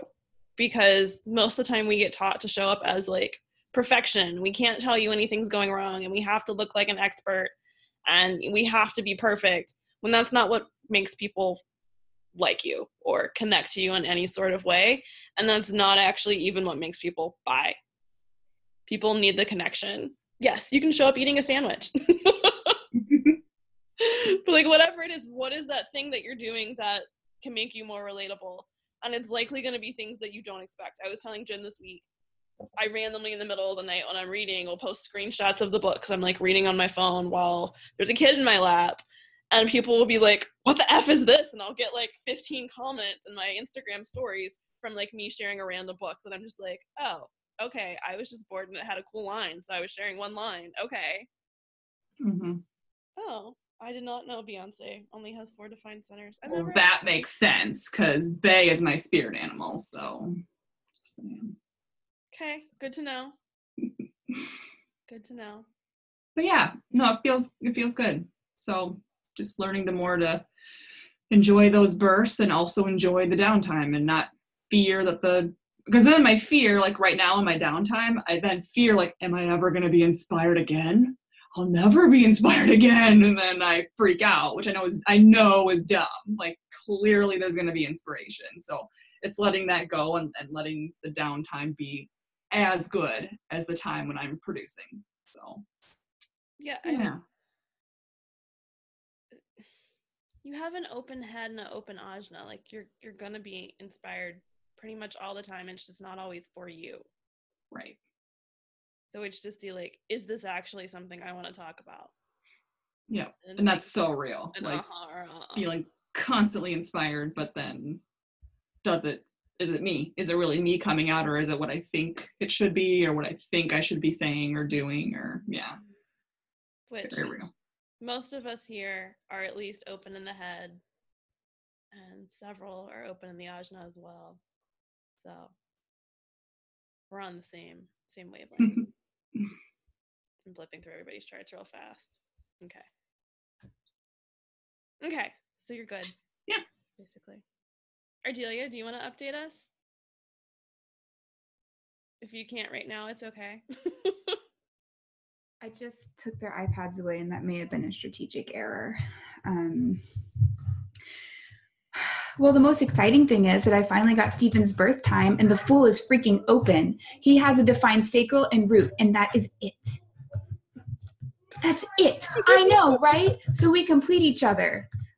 I give him an identity and throat, and he gives me sacral and root. The girls are more defined than we are. And he has a moon in Cancer, and he's all like, you're emotional, and I have a Capricorn moon. I'm like, are you kidding me? Anyways, my marriage is fine.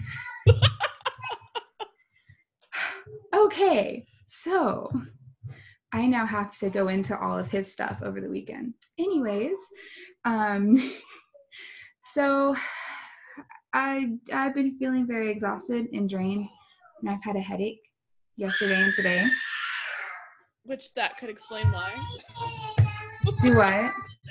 The background noise could explain why. Oh, children. Okay. Well, we'll see if she can make it back. So it's been a quick amount, just going through if anybody still has questions that we want group feedback on. Do we have any raised hands? Come on, somebody has a question. Kelly, okay. Hi. I want feedback or responses. It's happening to me now too. The mailman must be here, which is always a problem. Oh, maybe Carlos is home. Hey, get down from there! Oh my god. 1 second. Okay. We'll go back to Ardelia while we mute you. Okay. Problems, right? Is it right? I don't know. So I just feel like I'm really behind with everything. And, but at the same time, I feel like I've got a handle on everything. It's really weird. I'm feeling both emotions at the same time. And it was just, it was just today that I realized that I may not be feeling my stuff. I may be processing the stress that Stephen doesn't feel for him.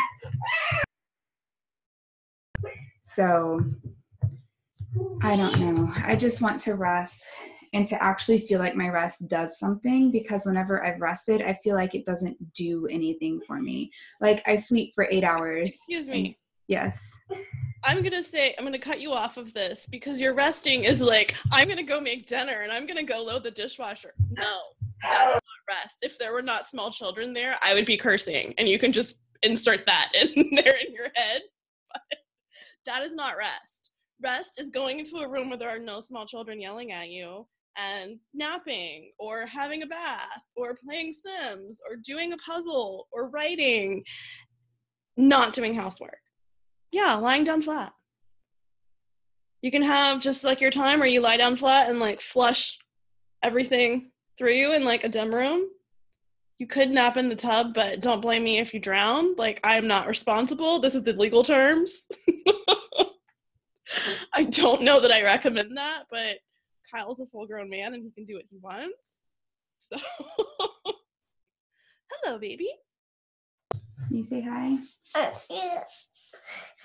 We're having problems. Okay. So, anyways, just exhaustion and tension, I guess, is the big thing.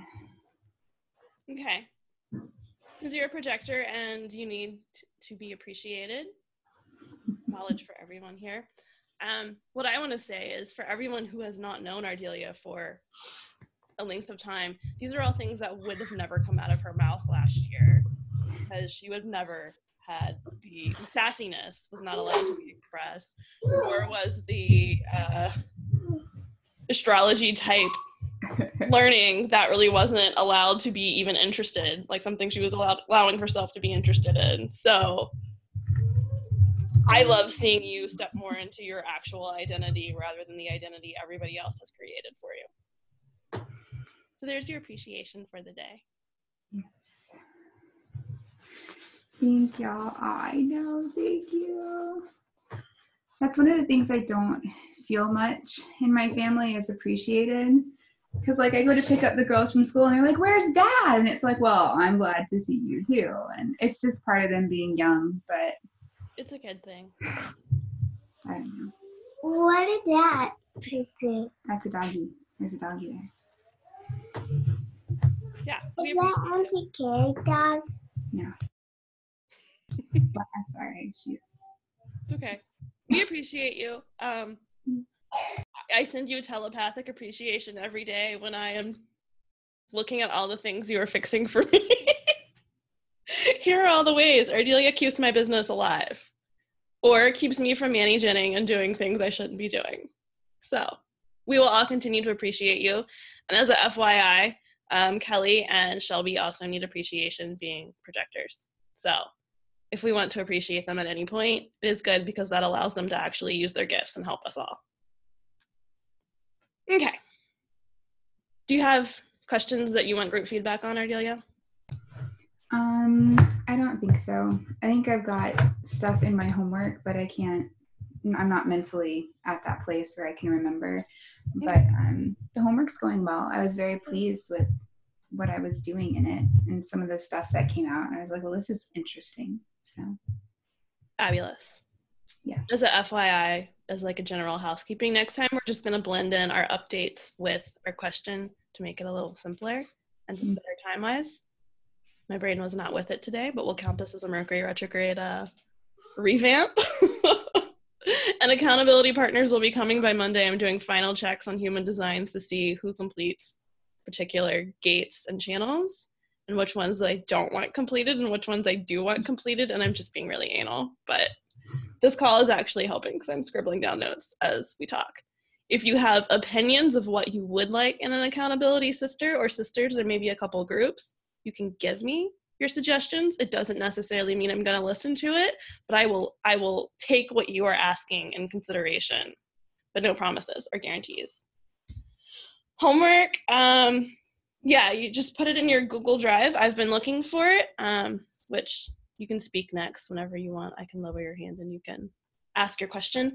If you haven't been, just put your homework in your Google Drive folder and tag me when you are done, or Shelby has the lovely projector way of writing done in the title of the work. So when I glance through and I check, I don't have to actually like scroll through and be like, oh, they're not done. Let me not leave any more comments, or let me try to figure out if they're done before I leave comments. So that's a fantastic idea. Several of you I know finish very quickly and I just always assume you're done. And several of you I have to go through and read just to check. Yes, you can write help in the title too, and I'm reading yours. You were on it last night when I was going to leave comments, and I was like, is she working on this? Do I want to comment right now? Do I come back? I saw your picture, and I was like, we'll come back later.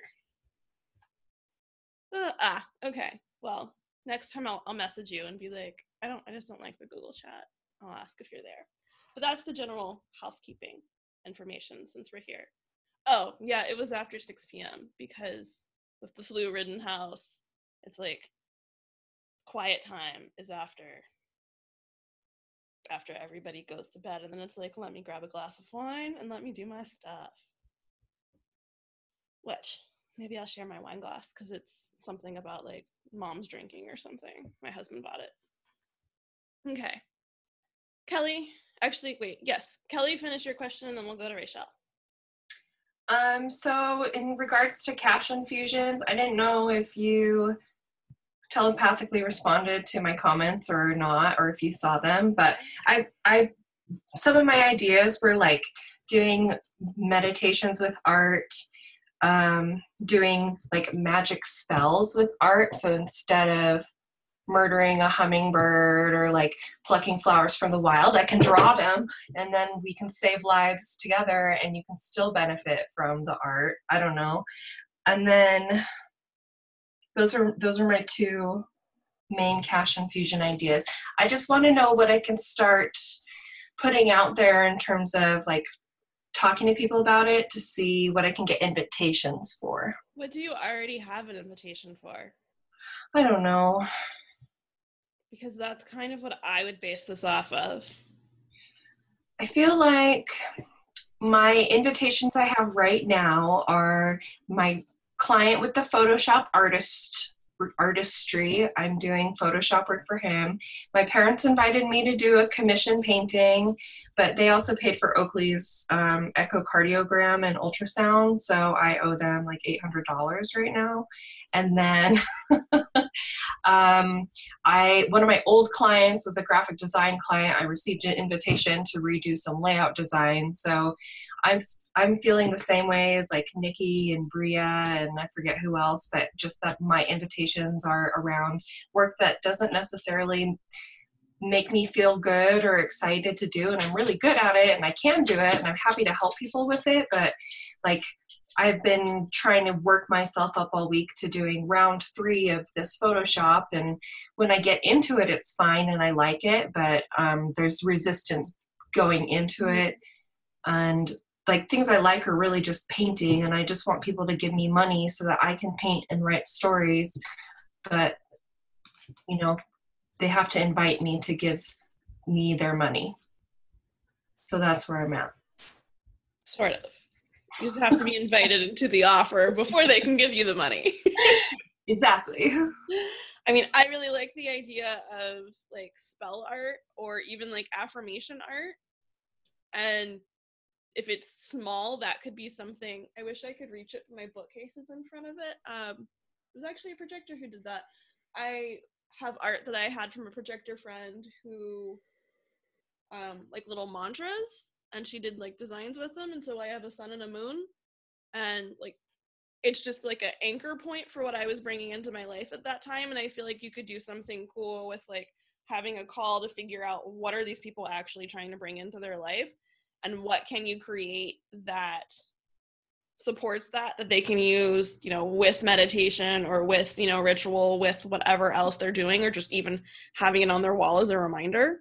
When I did the Mint Passage beta and like was kind of ramping it up and kind of telling people about it, and I had people fill out a survey, and I have like information, and I have their language, like what they're struggling with, what their challenges are. So I have language I can use. Do I have to double up on like deep dive surveying them to get the invitation to make that art, or can I use this information that they submitted to me in a very specific survey and kind of create things around that? Them submitting the survey was your invitation. Yes. Okay. So that's a good place to start, and then I can just like start to share it with people and share my process, and then hope that creates more invitations. Yes. Conversation. I would also share like what you're doing. Like, so okay. If I gave you the homework of making like a mantra for the next 30, 60, 90 days, like whatever, and you were creating art around that, what can you share with us around the process? And maybe it's like a sketch before you paint it, and then some painting, and then like how you use it. Okay. Like take us down the story. You want to storytell? Tell us the story with your own art. And to do that, would you think it'd be more impactful to like tell that story over an extended period of time, or is that something that would be one post, one blog? No. Like as you're doing it. So it's like if you're first sitting down to like do a sketch to like figure out what you're gonna paint, share us that and tell us what you're doing. Cool. And then as you're painting, share that and tell us what you're doing. And then once it's done, share it and talk about how you're gonna use this in order to bring in your attentions. Cool. And then that could be one potentially by what's already come up, that may be where you create an invitation at that point. And then you just continue like sharing it and talk about, you know, different ways that you use it to set your, you know, and anchored in your intention, like any rituals you're doing with it, or if you're meditating with it, you know, have Carlos take a picture of you meditating in front of it. Okay, cool. That's very helpful. Thank you. Yeah, as Bria said, all the behind the scenes. Yeah. I do that. These are good questions. Creating a vision through art. Would you write an illustrated book? So that's the creating a vision through art is basically step 3 of the Mint Passage. And I don't know if I've talked about this to anybody, but it's like a beta program I intuited and put together and threw it out into the world without like nurturing it or giving people any information about what it was. I was just like, here, sign up right now.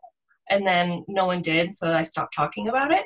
But it's a 3-step process to help you get centered through art. And you basically do an assessment that talks about your Western and Eastern astrology and Feng Shui, 9 Chi square, and all these aspects for your like as born self. And then after that, based on the information and the type of transformation you want, like how do you feel now? How do you want to feel? Pick 1 or 2 goals that we can realistically accomplish together. We'll define a timeline together. We'll define the limitations and the structure together. And then at the end of that process, which is step 2, to help you, this is the part that's like releasing the blocks to help you accept abundance, is creating an art, an altar or like mantra art or whatever to help you visualize your manifestation and your intention. So if your intention, like Jen, maybe if it was for people who wanted to lose weight and have this like reformed self, they could put this portrait of themselves on their mantle and like look at it every day and be inspired to commit to their goals that they just like focused on in the step 2 transformation. And there's just like a lot to it, and I've only very recently been comfortable talking on the internet and TVs and cameras, and so I'm still all kind of working up, and I think my business is telling me to bring it back, like with some of the work we've been doing and the early bird stuff. It's the same language, the same process, centering, goals, where you fall in love with your naturally divine self. Do it with art. I'm just trying to get people to do it and also support art. How can I bring art in? But it doesn't have to be, like I set it up so people don't have to buy the art. They can do these things without art too. And then illustrated books. Yes, I've also received invitations to do that. I have so many ideas and lists of things, and I've done screenwriting and I love writing, and I have a whole list of stories to my left that are like in progress. And these are the things that I want to like be working on and dedicate half my time to. And so I need to create offers so that I can schedule half my day for work, so people will give me enough money for the other half of my day for me to do art and stories. That's my goal. And garden. But the illustrated thing, my mom was kind of crazy. I got her journals. I received an invitation to maybe illustrate some of the differences in her reality versus the rest of our reality and other things. I don't know. I'm not reading anybody's comments, but there's a lot of comments. So many comments. Thanks, everybody. You're also nice and supportive and encouraging. I appreciate it. Yes, Toby, it's still on my website. The offer is still there. I just don't talk about it because, like I said, I'm fine talking about it in small groups and like one-on-one, especially in person, but I feel weird talking about it on the internet, and especially here in Utah, where most of my social media is people from Utah. It's like really weird because they're all like really Christian Mormons. No offense, sorry if anybody is really Christian Mormon, but I'm not. And so that's the Kali Ma part where I need to be fearless and just like talk about these weird things anyway, even if my immediate social circles are not like comfortable or used to it. It's your space. They have the capability of leaving it. Right. And I put too much emotional like ties to other people's perceptions of me, and that's part of what I'm releasing. That's part of being a 5. Yeah. 5 1s. Yeah. But that's okay. Like once you're aware of it, you can realize that it's other people's projections and that it's not yours. And Right. it's also very hard to gauge and guess whether somebody's going to be receptive or not. My family was a little weird about what I do, just because they're like, well, how is everybody going to respond? And then it became a non-issue with, everybody was very supportive, even, very, for all of you who don't know, one side of my family is what we call cult Christian, and that is not a insult by Rachel. Give us your question later and I'll answer it live in the group. So if you just want to post it in the group when you do your live, and then I'll do a little mini live on it.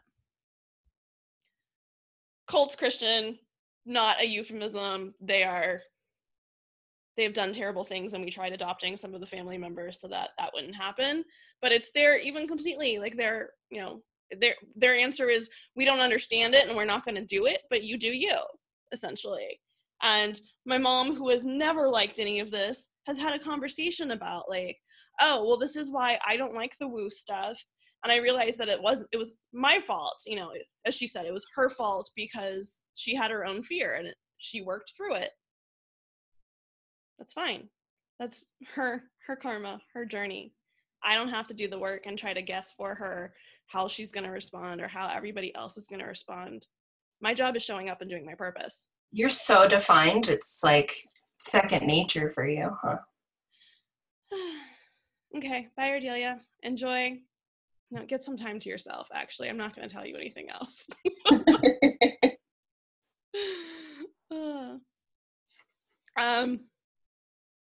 Yeah, I mean, I am defined, and I'm very defined, and I was left alone a lot as a kid, and so I did my own thing, and it kind of became my own thing. That said, good luck, Helena. Bye. Go celebrate. Tell us how you celebrate. We want to see a post in the group. It doesn't mean that you can't take action and do these things, though.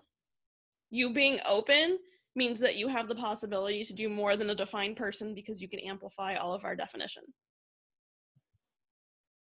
So that makes you, have more energy for a short period of time.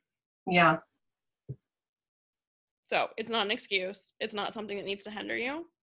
It's just something you have to learn to work with. Yeah.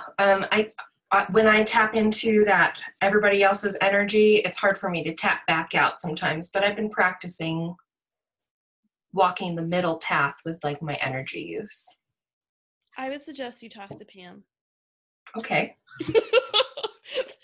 I don't know if Pam has quite figured it out, but like there's something emerging here that's her purpose with helping spiritual business owners figure out the self-care and figure out the boundaries of how to separate themselves and how to still show up and plan all the things and get everything done, but still have the time and the spiritual time as well.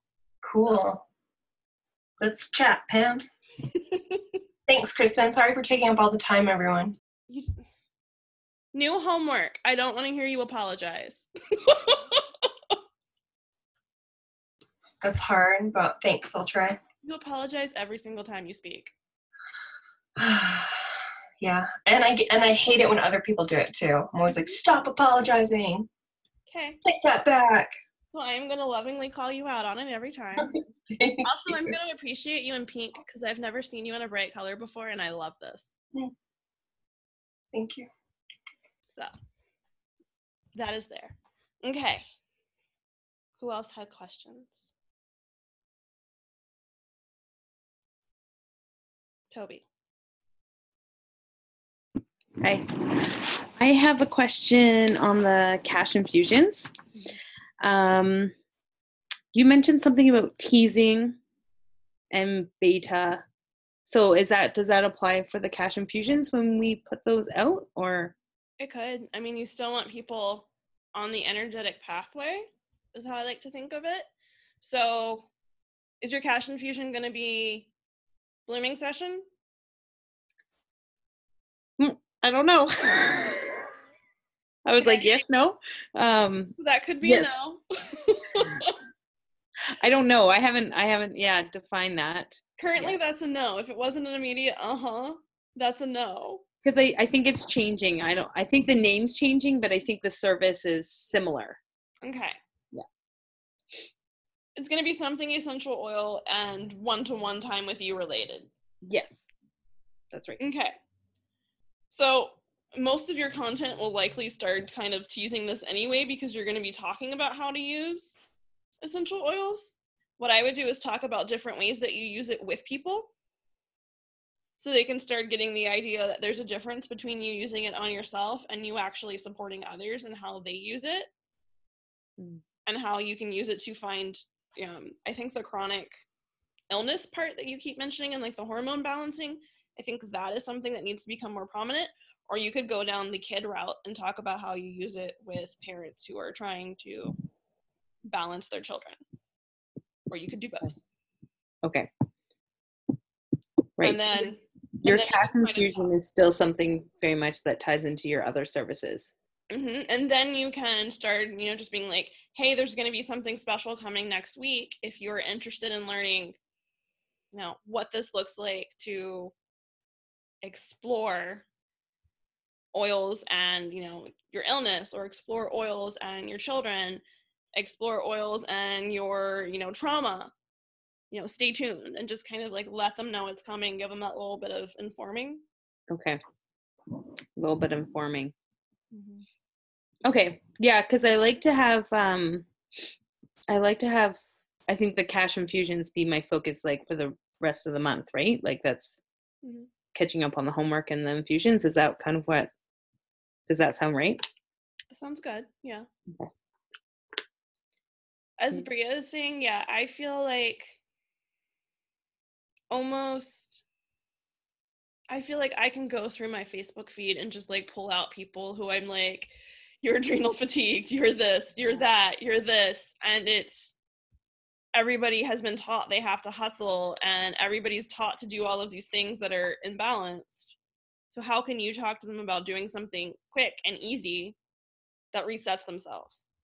Okay, so the little tease is those little quick things, and then the leading into, I have something coming.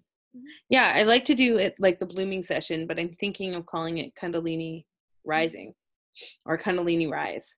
Is what. I like that. Yeah, because then it feels really open, where I can also be discussing chakra points or their energy. Yeah, and maybe, so Meridians, yes. Yeah, I like Bria's idea about also helping them avoid getting chronic illness. Yes, in the preventative care. Mm-hmm. Yeah. Because, like, in this realm, we're all pushed. Yeah. Okay, bye, Safra.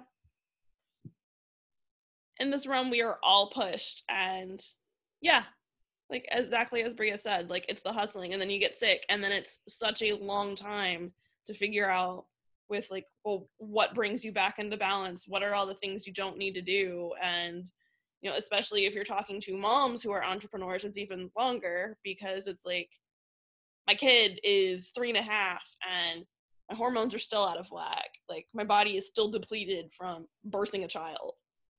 And at the time I was running 2 businesses on top of that. So like every single mom entrepreneur out there has all of that. Yeah, and I mean, I feel like most of the burnout illnesses also bring in mental stuff, because like if your adrenals are imbalanced, you're going to have anxiety and you're going to have panic attacks, but you're also in the space where you're not supposed to talk about having panic attacks, or you're not supposed to talk about having anxiety, because you're a functioning business owner and you're on top of the world, and like that's not actually how this works. Sorry guys, I have panic attacks. I know when it happens. I know I need to go like sleep, or I know I've eaten corn and that's how my body reacts to something I'm allergic to. or I know that I haven't cleared myself from somebody else's energy and I haven't done my own self-care. But like, it's normal, and we're treating things like they aren't normal. So how can you help these people who are kind of like hiding behind their perfection and cure And maybe what's this is underneath? the part when you say about the relatable, showing up as your relatable self. Mhm. Maybe that's the part I can show up more in. Mhm. I mean, you are running a business with a newborn. Like that that takes a whole lot of strength. And that is something, like, anybody who has ever been around a kid for a long period of time, or anyone who has ever had a kid, they can relate to that, because there's that like constant overwhelm. How the F do I get all the things done? How do I care for this human that's dependent on me and is connected to my root chakra and also depleting me energetically because they're connected to all my chakras? You know, like, how do you balance all the things? And oils is part of your solution. It's oils and energy work. So how can you show them that? Yes. Kind of went on a side tangent there, but I think you got what you needed to get. I got it. Yeah. Thank you. And I'm loving all of Bria's points, so hopefully you're reading all of them. Which I feel like, in a way, I feel like this is linked to what you're doing or what you're starting, Bria. With like everybody is stuck in the space. What are the ways that you are using to help women get through it and help women recognize that they're in it or that they're about to be in it? Because that's what Soul Rush is about. Like bringing them back to their purpose and clearing out everybody else's ideas of what their life and their business and everything should look like to what's actually right for them. Okay.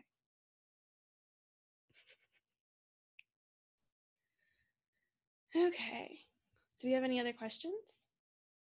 Things we want feedback on, or things we just want to share? Nikki, Pam, Shelly, Bria? I don't have a specific question. And you may have comments for me in my Google Docs, probably. I just don't. Yeah, I just don't know how to get out of being in my same spinning circle about things that are maybe not important for me to be spinning about. Are you asking yourself yes and no questions about them? Probably not. I'm just like Yeah. trying to answer all the questions and trying to put as much information down as I can, because I feel like the more I get out, then there's a higher probability that it'll be the right thing.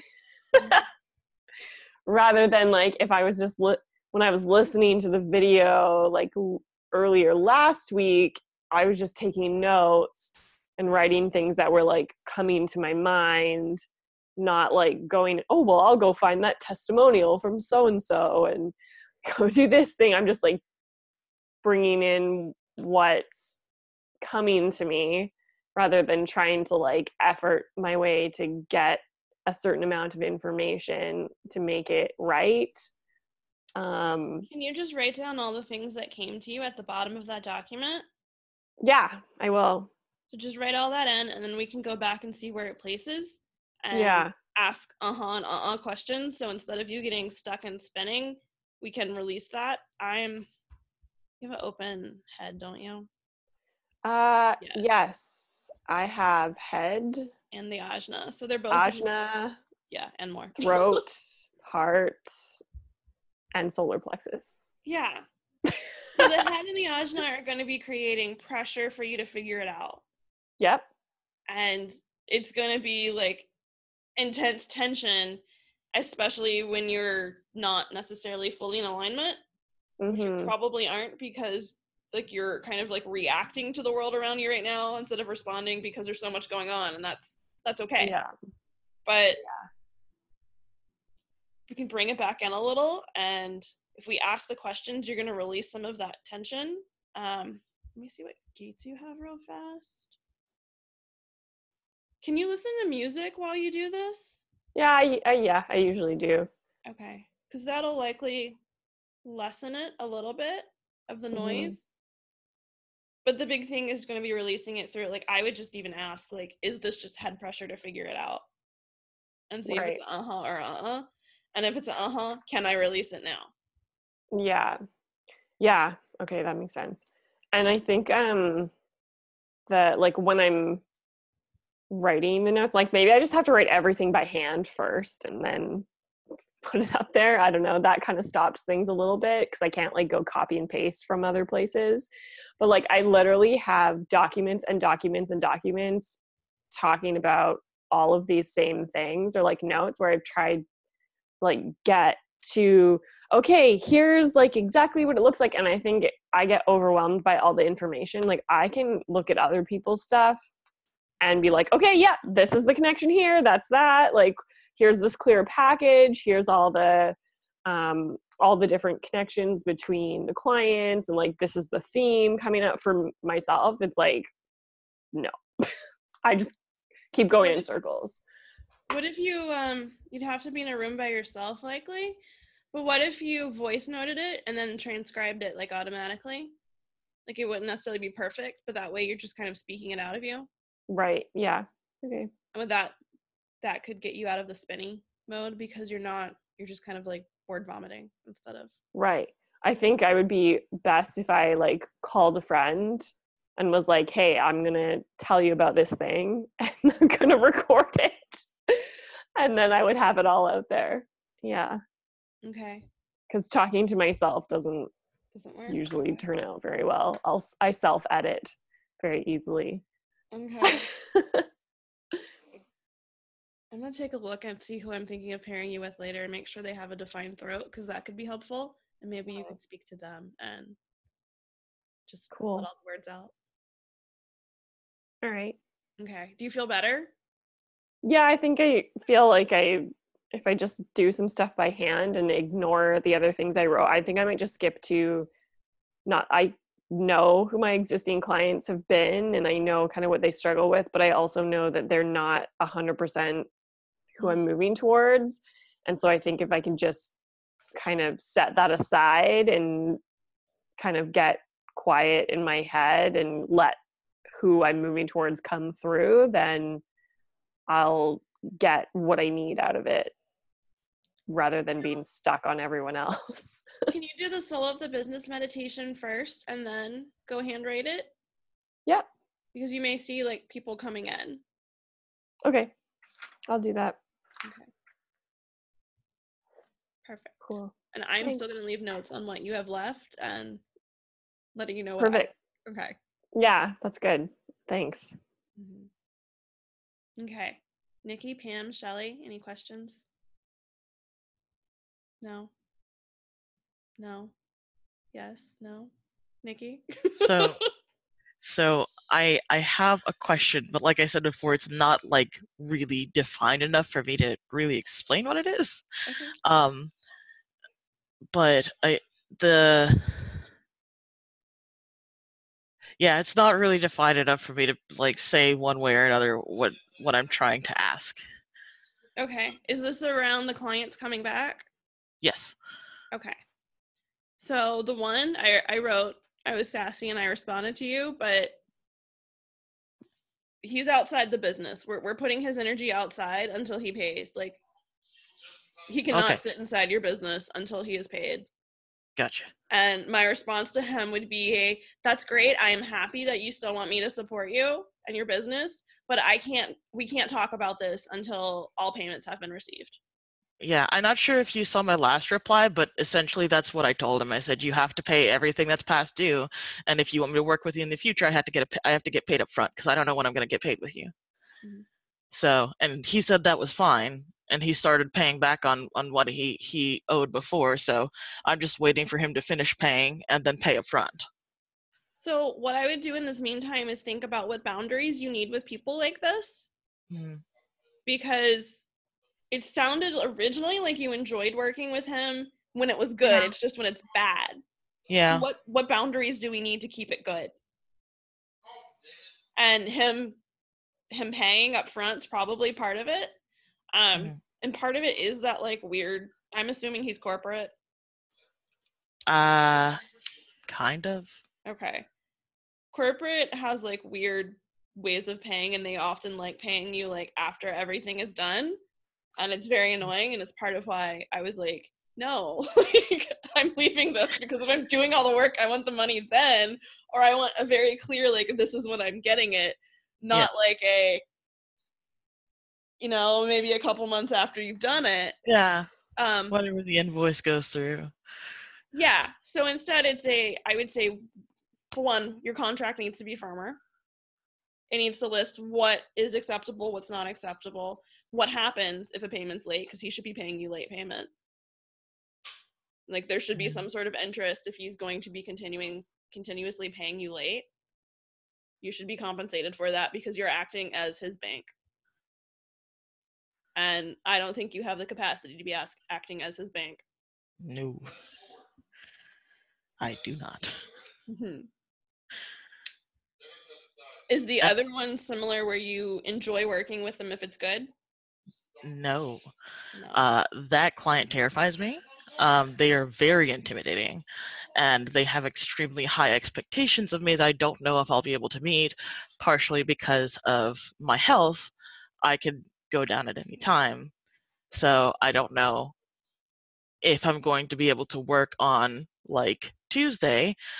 I may be able to say that I'm not working on Tuesday, or I have free time on Tuesday, but I don't know if on Tuesday I'm... That's too stressful. That's not going to help your health. You need to be working with somebody who understands that you're working flexibly according to when your body and your health demands it or allows it, and you will get the work done by the date that it's going to be done, but they don't need to be micromanaging you every step along the way. Right. And part of it is that, like, when I told them that I didn't want to work with them anymore, I told them that it was because of my health, and they were like, oh, that's like a really good idea, and we think that you should be taking care of that too, but we'd still like to work with you. And now I'm like, so the two people, So their response was, you should be taking care of your health, and we get that, but let me gaslight you and tell you that you should still be working with me, even though that's not going to be good for your health. I hadn't thought of it that way. Yeah. So we're going to say, let's cut ties. Okay. And I want you to go back to the first, actually, I think next week's lesson will help, because we're going to be doing some releasing. But go back to that releasing meditation, the quantum work, and do that focused on them.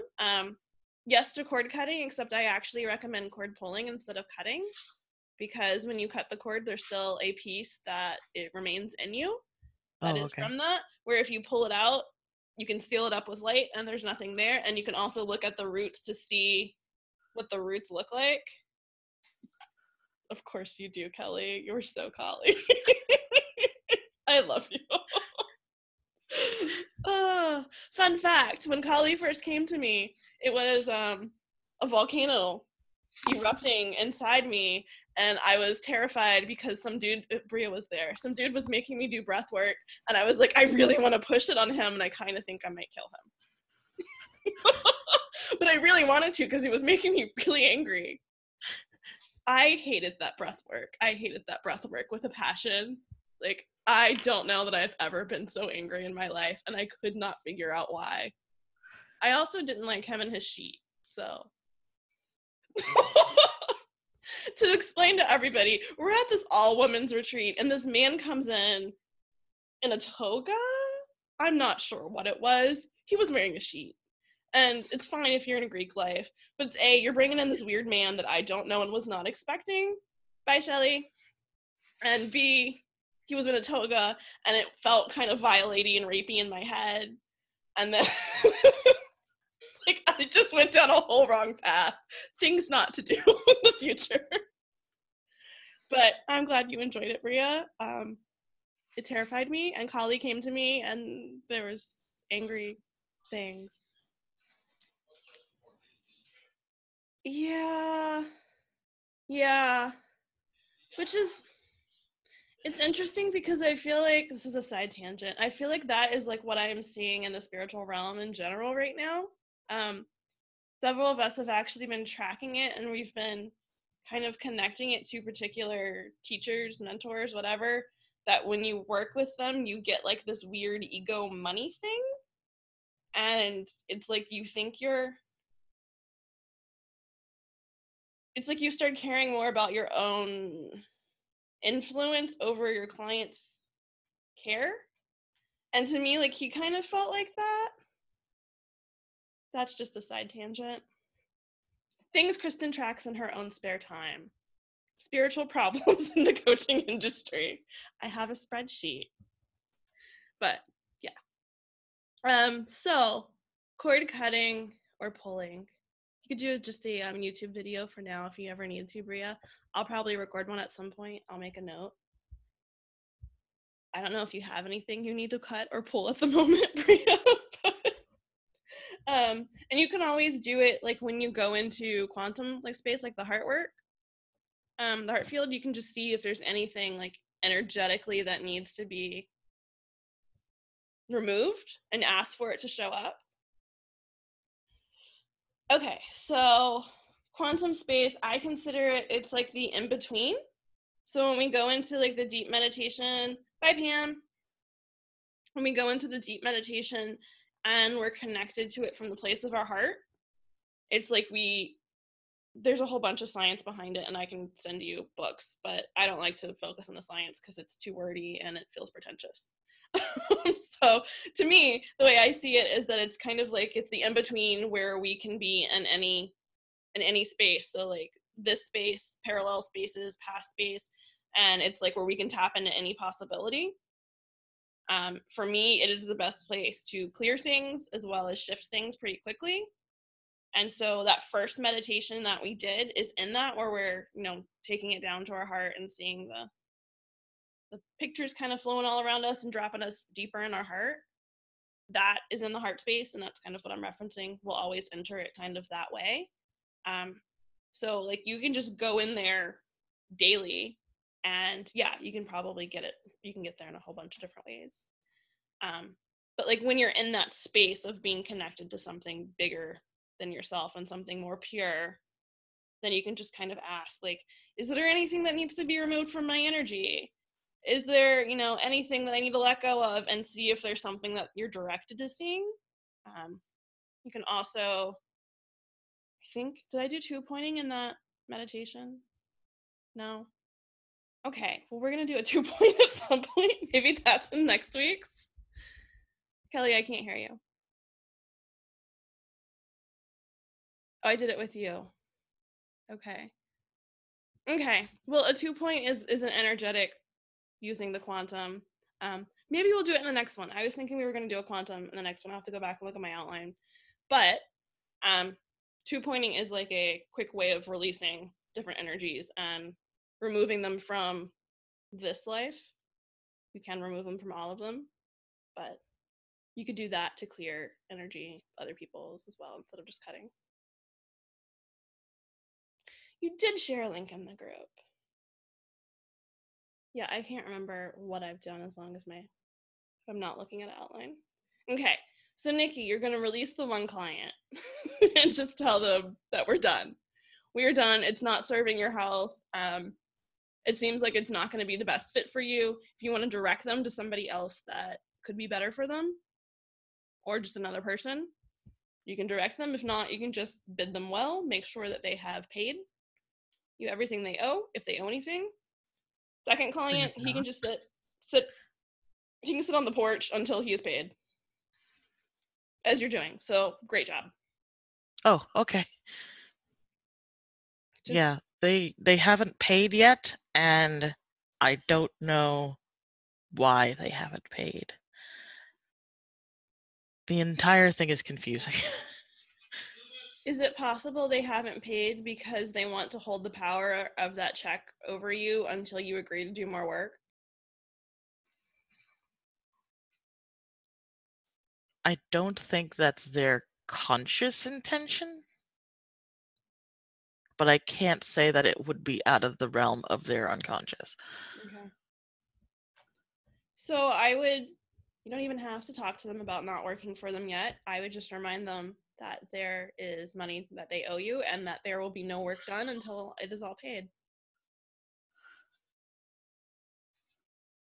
Does that feel good? I'm just worried about money coming up because I don't have a lot of like money coming in. Okay. So I'll send you a message later, probably Monday. And we'll talk about that. Okay. But for now, just make sure that they're clear that they're not getting anything else for free until they've paid. Right. Because doing more work for them and not getting paid for it isn't going to increase anything or help you out. And it's just going to take energy from you. I like that money mantra. I feel like you could do money mantra like small like canvases or even like graphic design. Bria's got her like yes girl face. Like that would be a cool thing if you shared like one a week and then like people could buy canvases of it or something, and I don't know, there's something there. It feels good. I'll feel into it. That sounds good. There's your invitation. Thank you. Yeah. I like the paying ahead so that way you have some sort of stability. I need to go back and look at your documents. I think I asked you a couple questions on the one, and I don't know if it tagged you properly because Mercury retrograde and annoying. But there are questions on at least a couple of your documents. Check to make sure you've answered them. But I wanna dive back into your packages, like as we're gonna change it in the next couple of weeks anyway. But ooh, yes, Bria's threatened to take them to the Better Business Bureau so that even if you're not going to, so that they know there's some sort of, here's the question, how long has it been? How outstanding are these bills? One of them is 2 months. One of them is cumulative since last June. Girl, no. That's nearly a year. Yeah. We're a few months shy, but no. They don't get to have you keep doing work for them when they're not paying you. Yeah, that's the one where I told him, I said, you're not getting any more work done until you've paid in full. And then you have to pay up front. Because I can't trust that I'll know when you're going to pay. So it has to come in front. Mm-hmm. Yeah, because you're not accepting that anymore. That is what's keeping you from receiving more clients, because all of your energy is going to these drains and to trying to get the money from the people that owe you. Like that is an energetic drain. I had 2 clients who I had to send to collections because it was like the time and energy it spent to try to chase them down, to remind them like, hey, you owe me money. Are you going to pay? Do you want to talk about it? Like that kept me from receiving. And finally it was just like in December, I'm like, nope, I'm sending you to collections. I sent you an email. If you haven't responded and had a conversation with me by this day, it's going to collections. It's out of my hands. And then I could make more money. Like everything shifted because it was, I let go of trying to be the nice person and helping them out. They didn't want to help themselves. Yeah. Yeah, you can remove them from their website. Yeah.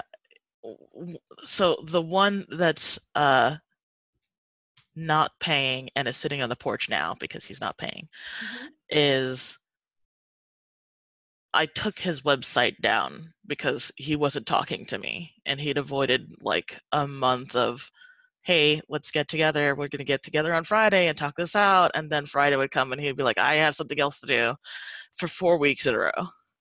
Yeah, no. And then finally I was like, I'm taking your website down. When you want to talk to me, you know where to find me.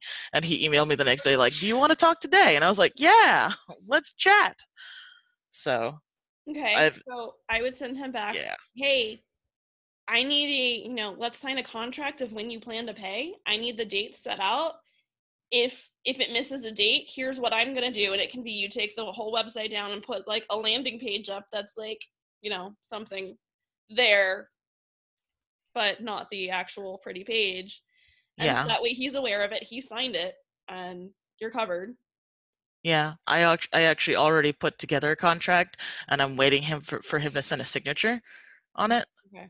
And it has all of the terms for like how he's gonna pay, the amount due, and what happens if he misses a payment and all that stuff. He doesn't owe that much, does he? I mean, like, he should just be able to pay it, shouldn't he? It's like it's less than 1,000. He should just be able to pay that. Yeah, he should, but He's not. he's not. For whatever reason, he's not.